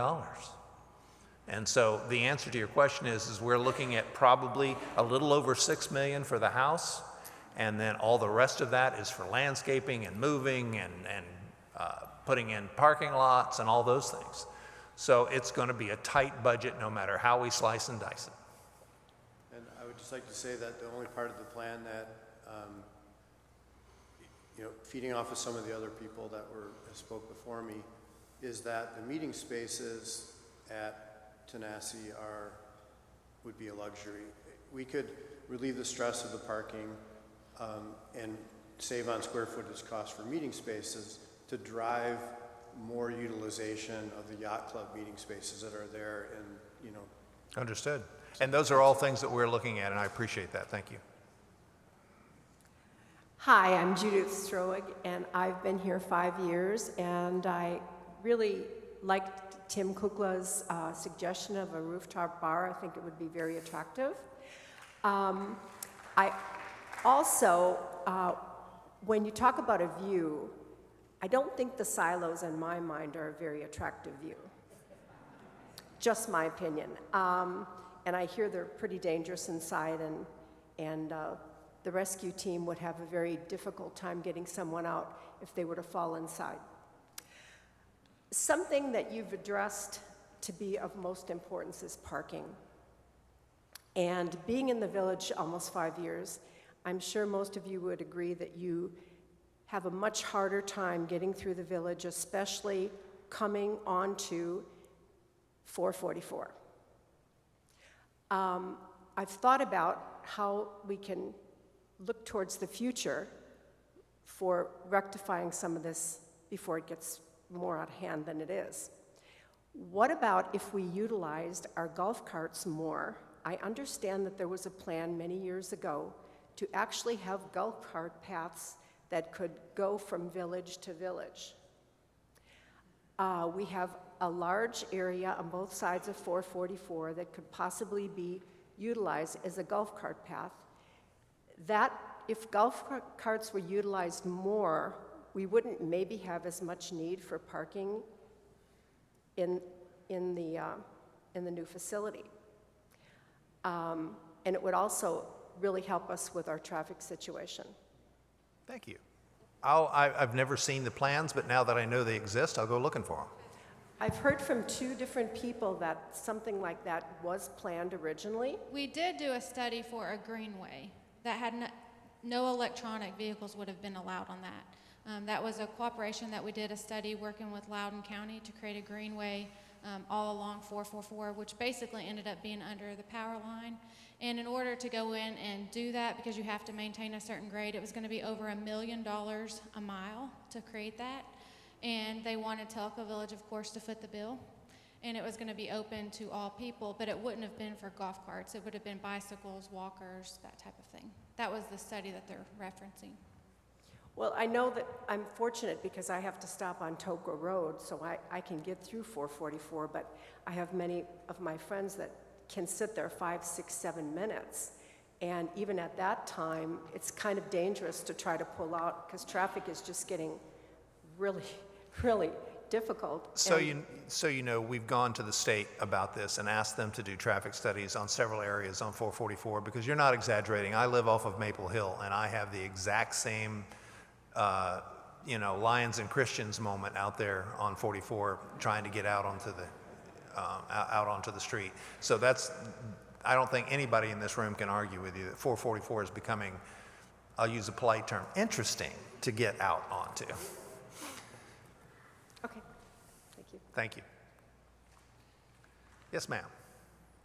Hi, my name's Vicki Mahan, and I have been here for 10 years, and I'm a 9-hole golfer, and I know there's some really talented 9-hole golfers and 18-hole female golfers, but I gotta tell you, when you talk about a defining hole, number 9 defines whether I had a good day because I had to play on the front 9, or I'm having a better day because I get to play on the back 9. So I just want to represent some of the, I mean, if it's a guy said, though, he doesn't even like 9. But 9 is hard, and I'm sure a new 9 would look really good. And did somebody say it was going to be a 3-par? No. No, it'd be, yeah.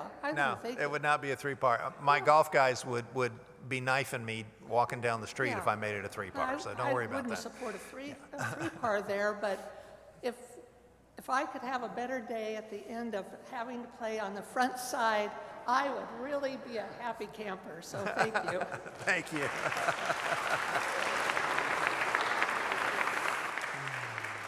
Hello, my name's Larry Gardner. I've been here 2.5 years, and it was something that hasn't been talked about, but something that's been brought up. This is the wow factor when you pull into the village. When you see the Tanasi, it's like something you want to really represent us for, and represent us for the future. So when I look at this and I see all the parking lots, I'm not wowed. But if we look at the area to the right, and that's a steep slope down, and we talked about the golf carts being parked under the building because you can dig into the hill cheap. If you took that area to the left and put it on top of the area to the right, and the area to the right sunk into the ground so that you can have a 2-story parking lot, and you could keep your greenway on your left so that you could save the 9, which would make people happy. You could have your rooftop bar, which would be a great thing, and then you'd have a 2-levels parking garage to the right. People think about the parking garage. It lowers the amount of hard surface that you're catching rain on and running into the lake, so that now it's reduced, and it also reduces snow removal, which isn't a problem here, but it was up north. No. If we have that problem, I'm concerned.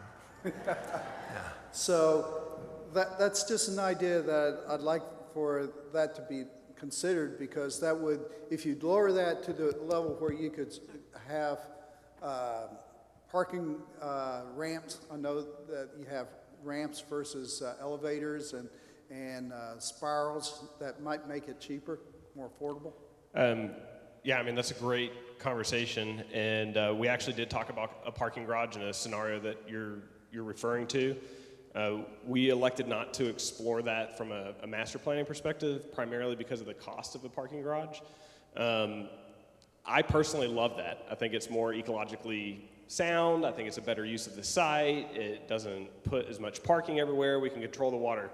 However, unfortunately, the cost of a parking garage is between $25,000 and $30,000 per parking space.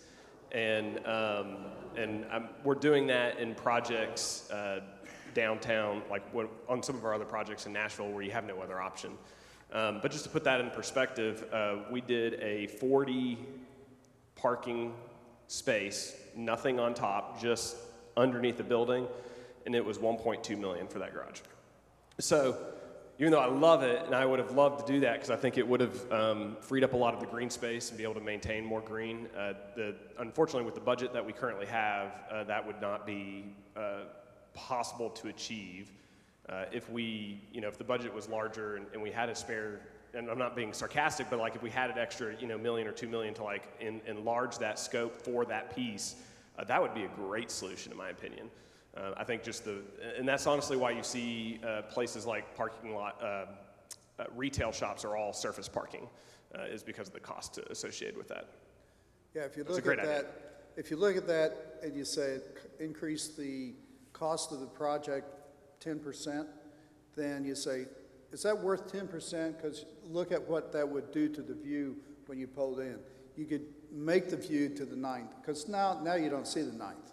You could make the view to the 9th, and you could have a little bit more trees and a little bit more of the rooftop bar. So anyway, just dream for the future. No, I love it. And just from the math, so if we're shooting for about $250 and we put half the parking underground, it's approximately a $3.5 million parking garage. So that's where the challenge is. But I do agree, like, you're a designer, obviously, because that's what I would love to do. Okay, thank you. So, board members, what he said. Hi, I'm Jim Roccasalvo. I've been here 18 years. And Beth, if we go back to the last picture, I think the board has done a really good job. I think the committee has worked hard at this. I got a couple questions on just this type of a blueprint here. I know we got the roundabout. I'm thinking, where is our deliveries of the beer trucks, our garbage pickup? In that far corner, basically near the restaurant, you got a roundabout, you got golf carts coming in and out. It'll be a real congested and really tough spot because there's deliveries on a daily basis, 2-3 times a day. The other question I have on this picture here is the entrance, coming in the entrance off of the Parkway. Is that still going to be a berm? I don't see the bathrooms. Now the bathrooms, we opened up, is that the small little dark square? So we're still going to keep it because we have morning walkers that start at 6 o'clock. They can't wait till the restaurant opens to use the bathrooms, and people riding their bicycles. Yeah, so those are staying. So you're still going to keep the elevation from the Parkway to the bathrooms. That's basically a berm. So if you're coming down the Parkway, if we're all driving down the Parkway, we're not actually looking at a Walmart parking lot on both sides. It's kind of hidden behind the berms on the left and the right side of the openings. And there's going to include trees on top of that as well. And evergreens, which stays green year-round, is one of the best things you could do. And on the left-hand side, you're going to have evergreens on the left-hand side, like where you got all your yellow, orange cones, like right now, so people don't pull right out. You're going to kind of berm that area to keep people from trying to cross out on the left-hand side. Yeah, if you understand where the heavy equipment goes in and out right now, there's cones right there. And people pull right on out. They were pulling out before, just right onto the Parkway right there. So one of the challenges that we're going to have, and we haven't even got that far in this discussion, is that we have to come up with ideas about how we can build the lanes to leave and enter, and deceleration lanes on both sides. And there's several little challenges that TDOT and us will have to dance. I understand that with TDOT, and you're going to try to hide that parking lot from basically from the 444, so everybody's not driving by looking at parking lot. Right. The other question I have, I think everything that you're going to do to the restaurant, the square footage, the size, I think you're going to do a good job, and you're going to keep tweaking it and tweaking it. I just think that moving the boat docks in this plan doesn't mean it's exactly where they're gonna move it. Now, that's a no-wake cove, and everybody uses that no-wake cove through the course of the week.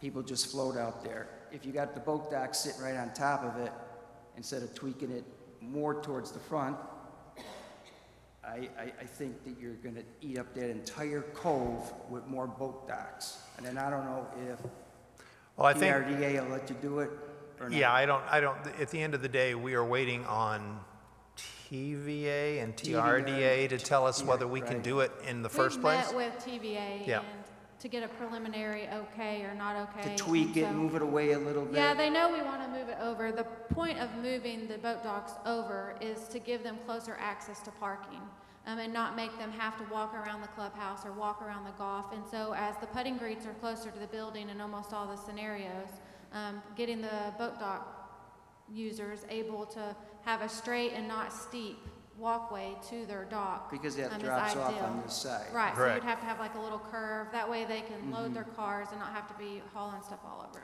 Now, you know, being here as long as I have, we know that we always needed parking over there. We always did, and there was never a complaint about needing more parking. And most of the people in here are golfers. Not everybody in the village are golfers. And I hear over here that I represent 900 people that don't move that ninth hole. Well, if you're going to still make it a par 4, everybody wants parking, but now the golfers don't want their ninth hole moved. They don't need the parking all of a sudden. They just want to leave that ninth hole exactly where it is. Because, you know, and I know Marty well, and he talks about a signature hole.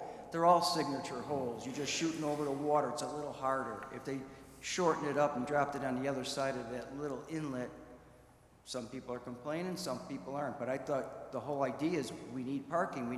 That's why we're going to keep infringing this way, farther back. It's all correct. And so, you know, I mean, it's a balancing act, and I get it. I do like the bar on the rooftop, but we got to have high enough edges, people will be falling off the tops. So, Please you know don't what I do mean? that. No. There's actually concern about putting the circle there, that there are folks who will not be able to Well, navigate that there's circle. People, Throwing that out there. there's a lot of people that try, they can't keep in the inside of the double yellow lines, let alone trying to wait for someone who goes first, who goes second on a turnabout. I get it, but you also got semis coming in here delivering Sure. the beers and the food. Well, like I said, this is our shot at the first shot at the master plan to present to you. There's always guaranteed to be more changes, and your comment is absolutely correct. We've got to look at that and how we're going to do that, And I and appreciate- where they're going to come in and out. Well, I appreciate you talking about the Red Book, because, you know, we do have screening between Absolutely. places. And Absolutely. I also understand in the Red Book is there's lighting restrictions, like over at the library, for instance. They lowered it, they have lower lights. So I don't know what your plans are for lighting, because the lighting that they have now are towers. Right. Huge towers, where everywhere else that we built new in the village are lower lightings, and So we will adhere to all those standards, and it requires a new design, and a lot of jurisdictions and a lot of places are doing that. I just wanted to answer some of the questions real quick. You're absolutely correct. We don't show it on the plan, but there will be some kind of decel lane that we need. We will have buffers. There's buffer there that we just don't represent, but we will have it. I mean, it's not going to be flat right there. Right. You're gonna You're raise absolutely it. right. And then just comments on a little bit about deliveries. This is what's called a micro roundabout. So this is actually a paved surface. So in terms of semis, fire trucks, all those kind of things, Go they're allowed straight through to. it. They basically can go straight through it, or if they're making a turn, they can use it to be able to circulate around. We have just now got civil engineers started analyzing all the plans and looking through them. And one of the things that they're going to be running is what's called a truck template, which analyzes how does a firefighter fight a fire. This will be sprinkled. There's one fire hydrant on that whole Right. peninsula, Yes. so you know you're going to have to. Well, probably and put four more the in. old one was not, but the new one will be sprinkled. So we will have a sprinkler system in there as well. And then the last thing, Beth just wanted me to briefly, so this plan, just from a parking, just kind of recap, was about 260 spaces. The one with the 9 hole was about 200, 210. And the final one that we've kind of looked at was about 250. So you can kind of just see the differences, but. Yeah, for sure. Well, I appreciate all the hard work you did, and I just hope that we. More to come. More to adhere come. Yep, we're still working it. Work in progress. All right, thank you so much. Thank you. Hi, Ed Grolleman. I'm a member of Long Range Planning, been on Long Range Planning for 6 years. I want to put some facts out here that we've had, that I've seen in the future. So since 2010, the 2010 Long Range Plan said we need to expand Canassie parking. So that's been an issue for years that has not been resolved. The 2019 Long Range Plan expressed that the kitchen at Tenassie need to be expanded. A lot of people don't realize for years when they open up the outdoor, they've been pulling tables from the inside to serve it because the kitchen couldn't handle the traffic. So we've had an issue also with long lines that they've had there for some specials. So the kitchen, dining room definitely needs to be expanded in any new building. Meeting space. One of the things that I think is key for this new place is you need to have some type of meeting space. If you look at Toda today, almost 100% of the meeting rooms are booked from 8 a.m. to 8 p.m. So the village needs more meeting space. Yesterday I was at the yacht club. There were 6 tables of ladies playing cards in the yacht club. That happens in Kahidi on a daily basis. We have over 200 clubs in the village. Really don't have any place for them to meet. I like the idea of separation from golfers and diners at the restaurant. If it's a portico, if it's a bar, that seems to be a thing. I live in Kahidi. The golfers go to the portico, diners go to the dining room most of the time unless it's cold. And even the heaters and curtains at Kahidi provide that 12 months out of the year. So I think that's key because, as somebody mentioned, we're golfers, we're loud and rowdy. So the other thing is the yacht club, yes, there's use could be expanded at some point, but we have not expanded a single building in the 35 years of Tellico Village. So all these buildings were built by Cooper, and look at the population growth we've had since then. And we are going to have another population growth. We'll, in the next 3 years, possibly 750 more people here if our building continues the way it goes.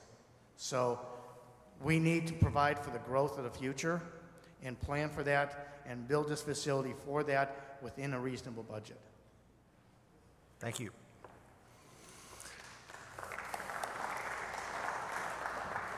Yes, Hello. sir. My name is Chris Hoffer.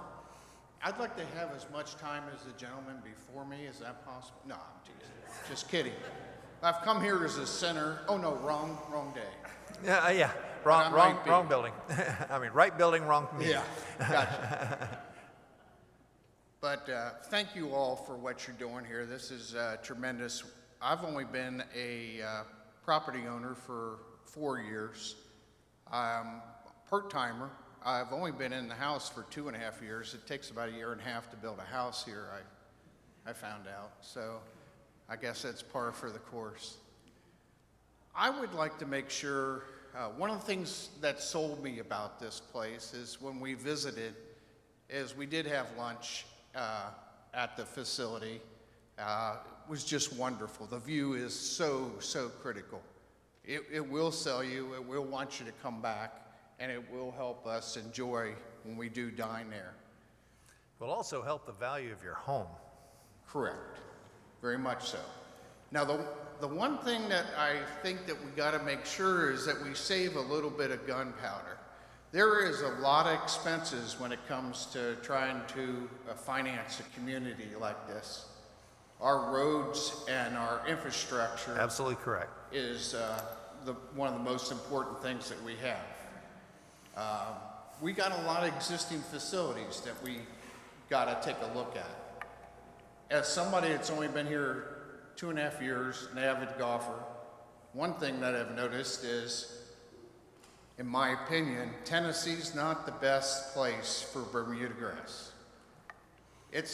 I only get about 4 months of really enjoyable time of playing golf, because the rest of the time I stink, but no. That's a big investment if we would ever, and we are a golf course community, like it or not. Not everybody plays, but that's one of the big draws. I guess my warning is not just pushing it only for different type of grass, which I think is a great idea, but we have a lot of expenses. So let's make sure that we build what we need and not what we want. So I want to answer two questions there because this speaks to the original voice that I spoke about who wanted me to bring their idea of the fact that we need to realize that we have all these expenses coming for infrastructure and all that. Right. I need to dissuade anybody of the idea that the only thing I'm looking at is the rebuild of Tenassi. It's one of many things, and one of those things that is glaring that both I and my staff and the board are constantly looking at and trying to find ways to take care of is all of our infrastructure. Tenassi is just one small part of that process. So you're absolutely correct. We have to keep our eye on that ball as we go forward, no question. Another experience that I've had belonging to private clubs is they've always suffered at the fact of getting people in to utilize the restaurants. And one of the ways that they artificially did it is they have a minimum spend level. And I'm definitely not proposing that. But the POA is not really in the restaurant business. So, you know, we have a professional pro golfer. We do have a professional in the golf operation. We don't really have a professional that's managing and running the restaurant. Sure, we're doing it as a third party. We don't have that expertise. I have never had to wait for a table in 2.5 to 4 years ever at Tokwa, Tenassi, or the Yacht Club. They are under, now I'm not saying it doesn't happen. I'm just saying what my experience is. Sure.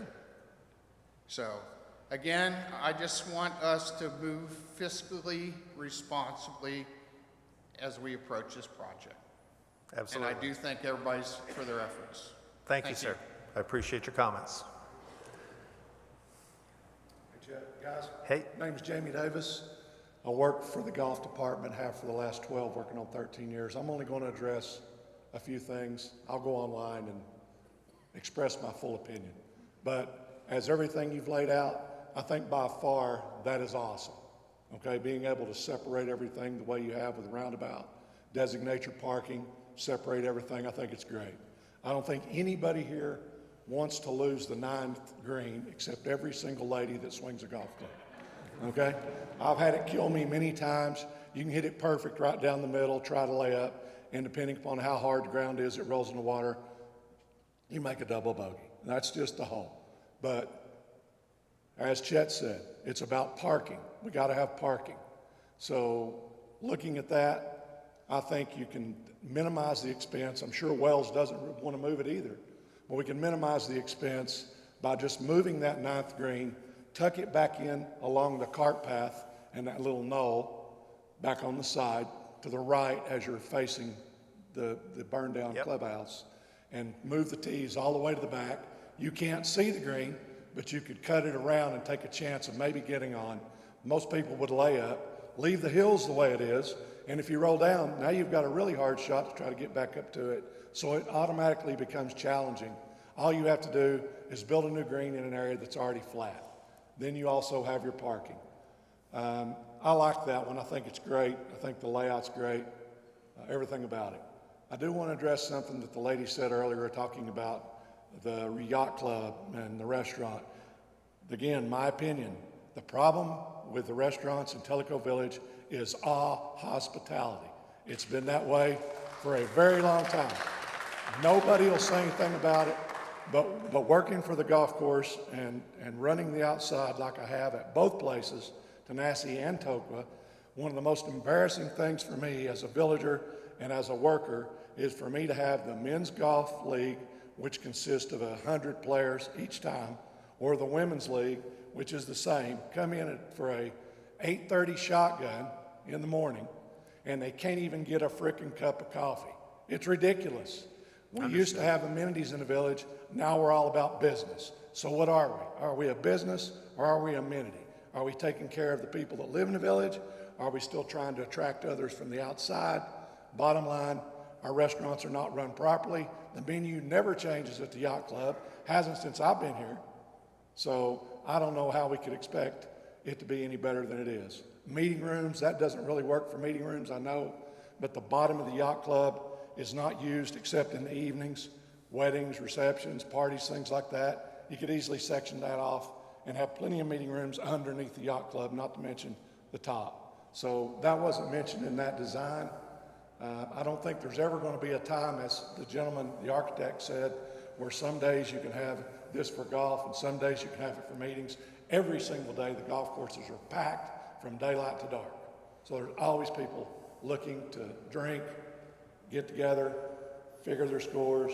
You know, it's just very, very busy at the golf course. That's my opinion. I'll stick by it. I'm with Mike in many ways. You know, the ninth hole sucks, okay? But it's Tellico Village. You know it when you play it. If we got to move it for the parking, let's move it. But if we don't, let's keep it. Thank you, sir. Simple as that. Thank you very much. Appreciate it. Hi, I'm Bob Sawyer. I'm fairly new to the village. We bought a house about a year and a half. Hi, Pat. I also told him that he had my deepest sympathies that he was living next to you, but anyway, go ahead. Hey, I didn't know it before I bought it. Good answer. Pat's a good guy. We started coming down here in 2018 looking for a retirement place. We went to Tanassi after our tour with a neighbor, or not a neighbor, a villager, and we loved Tanassi. The view was beautiful. We absolutely enjoyed that. It's one of the things that sold us this house. I'm not a golfer, my wife's not a golfer, so the ninth doesn't mean anything to me, but I'm sure there's a lot who do. What I do want to say is, one of the ways some of the big companies, and my wife and I are big Disney people and we go there all the time. One of the ways they raise some money, you put in paver, driveway or sidewalk, and you sell the bricks and put people's names on it, and you can raise some decent money that way. I mean, Disney was selling I believe an 8x4 for a couple $100. And then the larger one, it was 5 by something for like $500. So it's a possible way of getting some money. I know my wife would do it. She'd probably buy 2 of them, one for her, one for me. So put us on the list. All right, thank you. And thank committee for all your hard work. Appreciate that. Thank you. Hello, my name is Mike Skidmore. I've been here since 2020. And to everybody's relief, I'll be very brief. My question goes back to the previous diagram about the roundabout. Yes, sir. I mean, that looks good, but if we took the roundabout out, how many parking places would you pick up? Well, engineer or architect, how do we get it? Oh, like that. There we go. There's the answer to the magic question. She just did it. It's a good question. About 10. Well, is the roundabout worth it? I mean, it looks nice, but parking's parking. Yes, it's a fair question. Second question I had is, with the escalating costs, are we talking about assessments coming? There's not enough people here, but if I were to say yes to that, I might have the stage rushed. But the answer to that is, at this point, and pretty much any way I can get out of it, no. That's the right answer, by the Well, way. right or not, that's my position. And just finally, I do like the rooftop bar idea. And for Casey, I'd just like to know, what are you guys doing with all those balls in the water at the ninth hole? Get your swimsuit on. You could make a fortune selling those balls. No, thanks. But thank you. Thanks for everybody's efforts. Appreciate it. Thank you. Hello, I'm Jean Harvey, been here 20 years. And just one last thought, has anybody considered reserved parking for the employees at Tanassi? Because if they're going to be working there, they're going to have a parking place that is reserved for them, because that's part of their work. There is one thing that might work. Across the road on 444 along the Tenasseee Drive, there are several lots that have not been built on. If maybe that could be reserved for the employees to park over there. And then I thought about in Alcoa, they have all of these buildings, bridges that go over the streets. And so instead of having the employees walk across 444, there could maybe have a bridge built across them. That would mean they'd have a guaranteed parking space, because they have to be there, and they wouldn't be in competition with the golfers and others who have to park. To answer your question, yes, we have considered employee parking on site, and in the estimations of what we think that needs to be there, the employees have, the staff has a designated line item to account for that. So obviously the discussion, a major discussion has been parking, and especially how it relates to the landscape.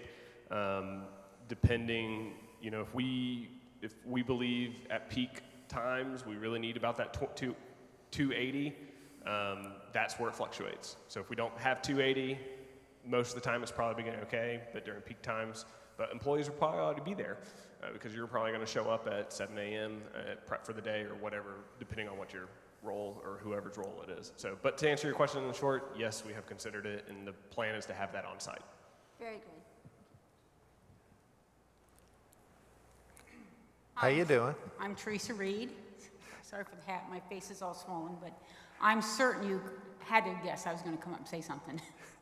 Anyhow, I watched the May meeting, and I wanted to thank you all and congratulate you all on all the thinking outside the box and the cost-cutting measures that you guys went through in May. It certainly warmed my heart, and I hope that continues. So thank you. And if you all don't know what I'm talking about, watch the May meeting.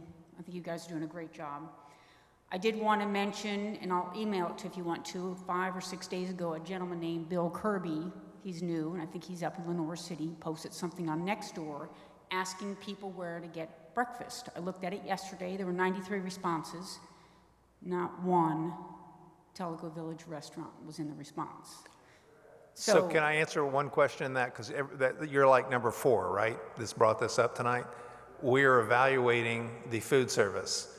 And all my staff will tell you what my number 1 complaint is. No flippin' breakfast. So, I mean, that has to be addressed. So, there's no question. Yeah, so we've done tests, and this is their point. And let me throw this in, and I'll let you finish. I apologize for interrupting. We have done tests at Toqua specifically for breakfast, and we would have maybe 3 people 4 days a week. Well, so I've been here 9 years before Toqua was rebuilt, and when it was a little greasy spoon, it was packed at breakfast. And I love going there for breakfast. Andy, I think was the gentleman's name. He's since passed of cancer, but it was just a great, it was a great place I don't to go. disagree with you at all, and if I have any say in this, which obviously I will, there's going to be breakfast. Let me add really quick. You're right about the old Tenasseee. It was packed. It held maybe 20 Toqua. people, or Toqua, sorry. It held maybe 25 people. It was right. not much. And it wasn't very big. And it was packed for breakfast. Immediately when we opened Toqua back up, it included breakfast. You can ask a lot of the board members who were here. And the loss of money over the months that it was open for breakfast, and we thought it was going to do great because everybody loved Toqua breakfast. We had Kim, we had the same people, and it just didn't. So they've tried it a couple times. And like Chet said, we're still continuing to look at it. Well, so to just continue on that vein a little bit, that obviously in the 93 responses as of yesterday when I looked at this, people eat breakfast. People go out to eat here. I'm not a big restaurant person. I eat at home. I might go to the restaurant for a beer or something like that, but I typically don't eat out too much. So, Beth, in your responses, that thing that you put up earlier, I'd like to ask if you would put a response to, do you use the restaurants here? You know, I think we should know of the 6,000 households if people use the restaurants, if they do what they like about the restaurants, if they use restaurants elsewhere, Why? and then why, right, and why they don't use restaurants here. I think that would just be valuable information for you all to use, and I'm certain it would play into what you do with Tenassi. Tenassi, you know, in November of last year, I would have said a couple of filthy expletives, no, don't rebuild Tenassi any bigger than it was. I think staying all night and listening to people and just being honest, Tenassi sounds like it's a marquee restaurant with a location. I see the value of rebuilding it. Just be sensible about what you put there. Absolutely. But rebuild it right. On the parking side, Cherokee is one of the more exclusive golf courses in the Knoxville area. They have parking on both sides of the road. We already have the tunnel. I know it's a golf cart tunnel, but that's what the medium that they use to get from the far side of Peters Road to the, clubhouse side of Peters Road. So I'm not sure with that water pond if the other side of the road's an option, but just kind of put that in your hat, if you will.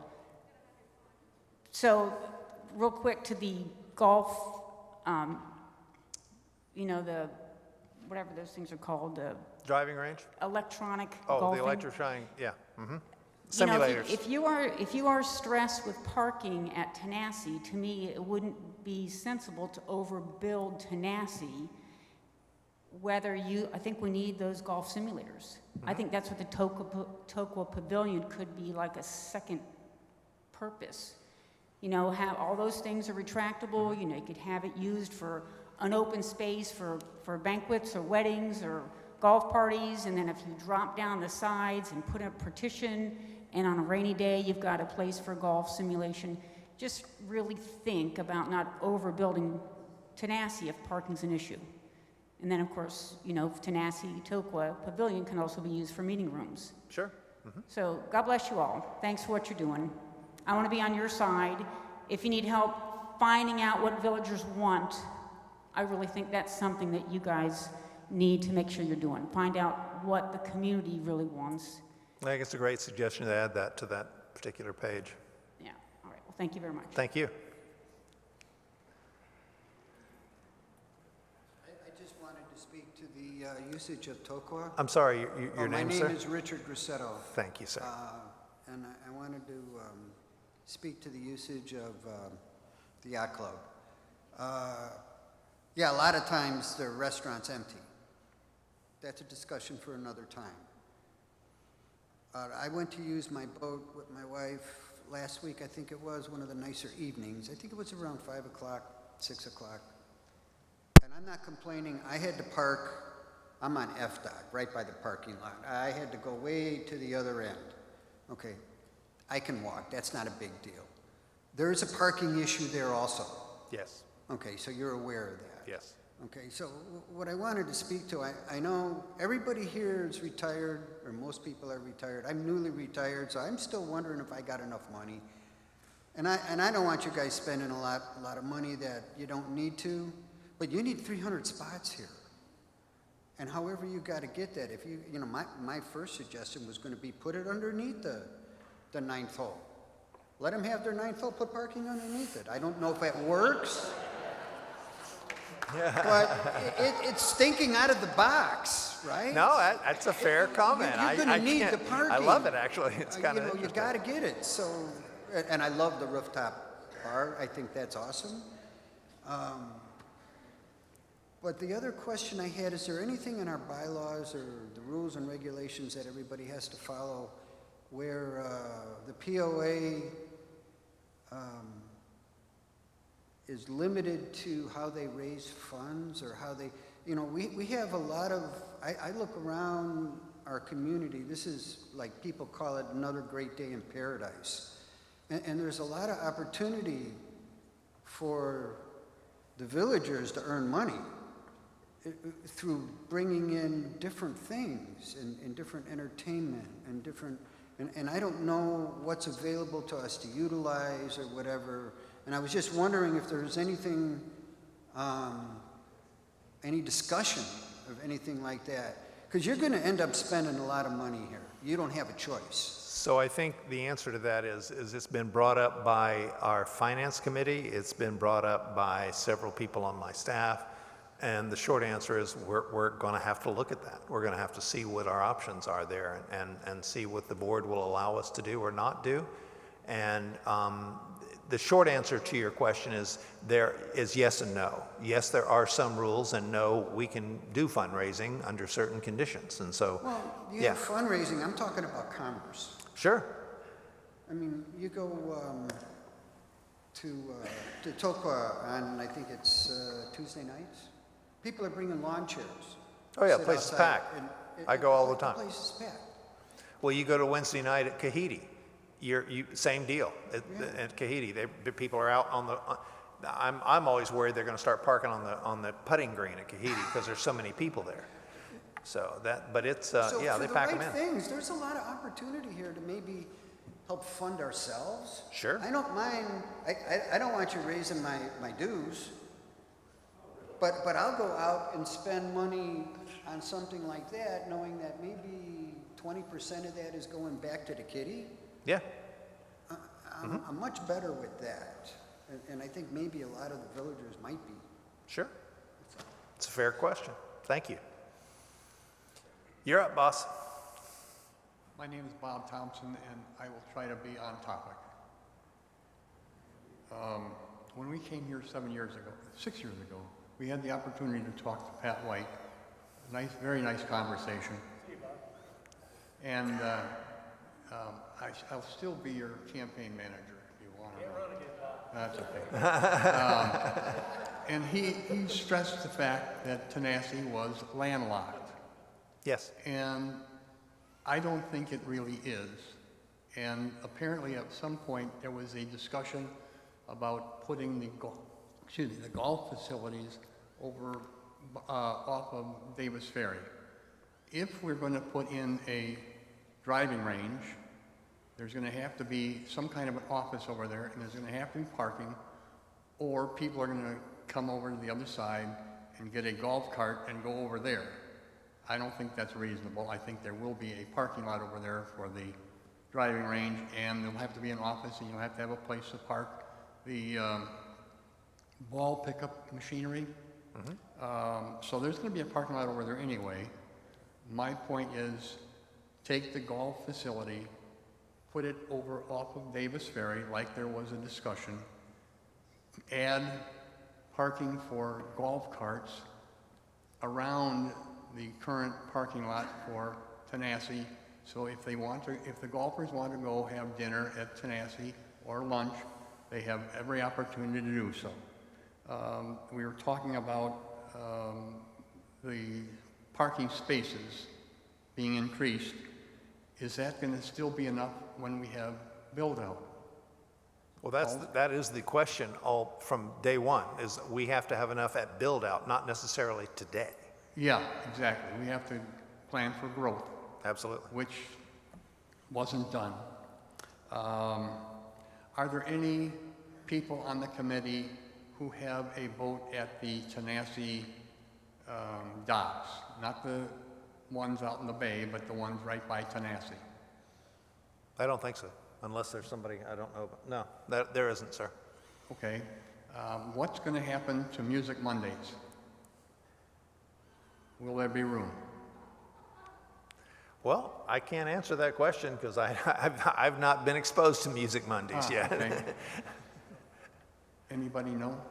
I mean, the operation of food service at that location hasn't been determined, but we do have in the one scenario, well, all the scenarios, outdoor flex space, like Tim suggested, where you'd have room for a band and music. Okay. That you would have that opportunity there.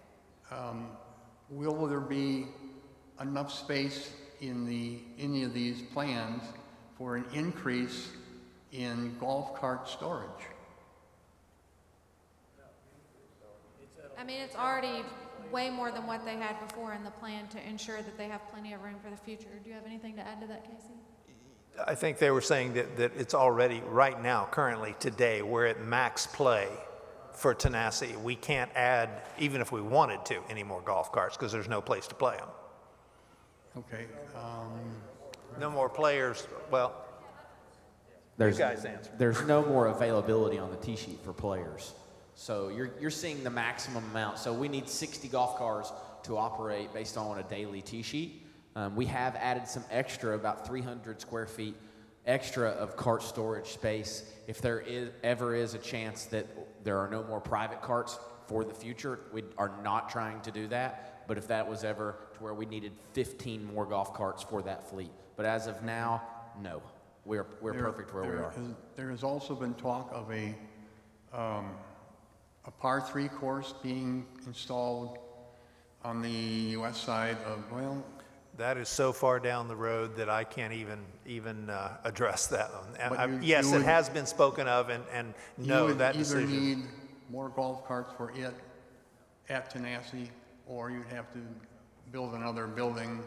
It will be a separate facility if that ever happens. But as I said, currently, that's not even under discussion. Okay, thank you. You bet. Ed Grolleman again. One quick item. I'm not a fan of the roundabout. Living in Kahiti, nobody knows how to drive the roundabout there. I think it'd even be worse there at Tenassi. All right, everyone, we're kind of down to the wire here. If you want to come up and say something, please, we're here. Sure, come on up. Since they built the new place, you talked about we tried breakfast. People in the village, including myself, are old, so we like to get up at 6 o'clock, 5:30. We eat breakfast at 7 or 8. When you open the restaurant at 9 or 10, and then try to serve a Jimmy Dean sausage biscuit that's microwavable and call that breakfast, nobody's going to come. Okay? So Understood. If you want to have breakfast, you got to open it early, and you got to have a menu. Understood. That's the only way it ever works. Gotcha. At 7:30 is the time, right? Got it. Okay. Thank you all for coming, and I appreciate your contribution and your comments. Thank you very much.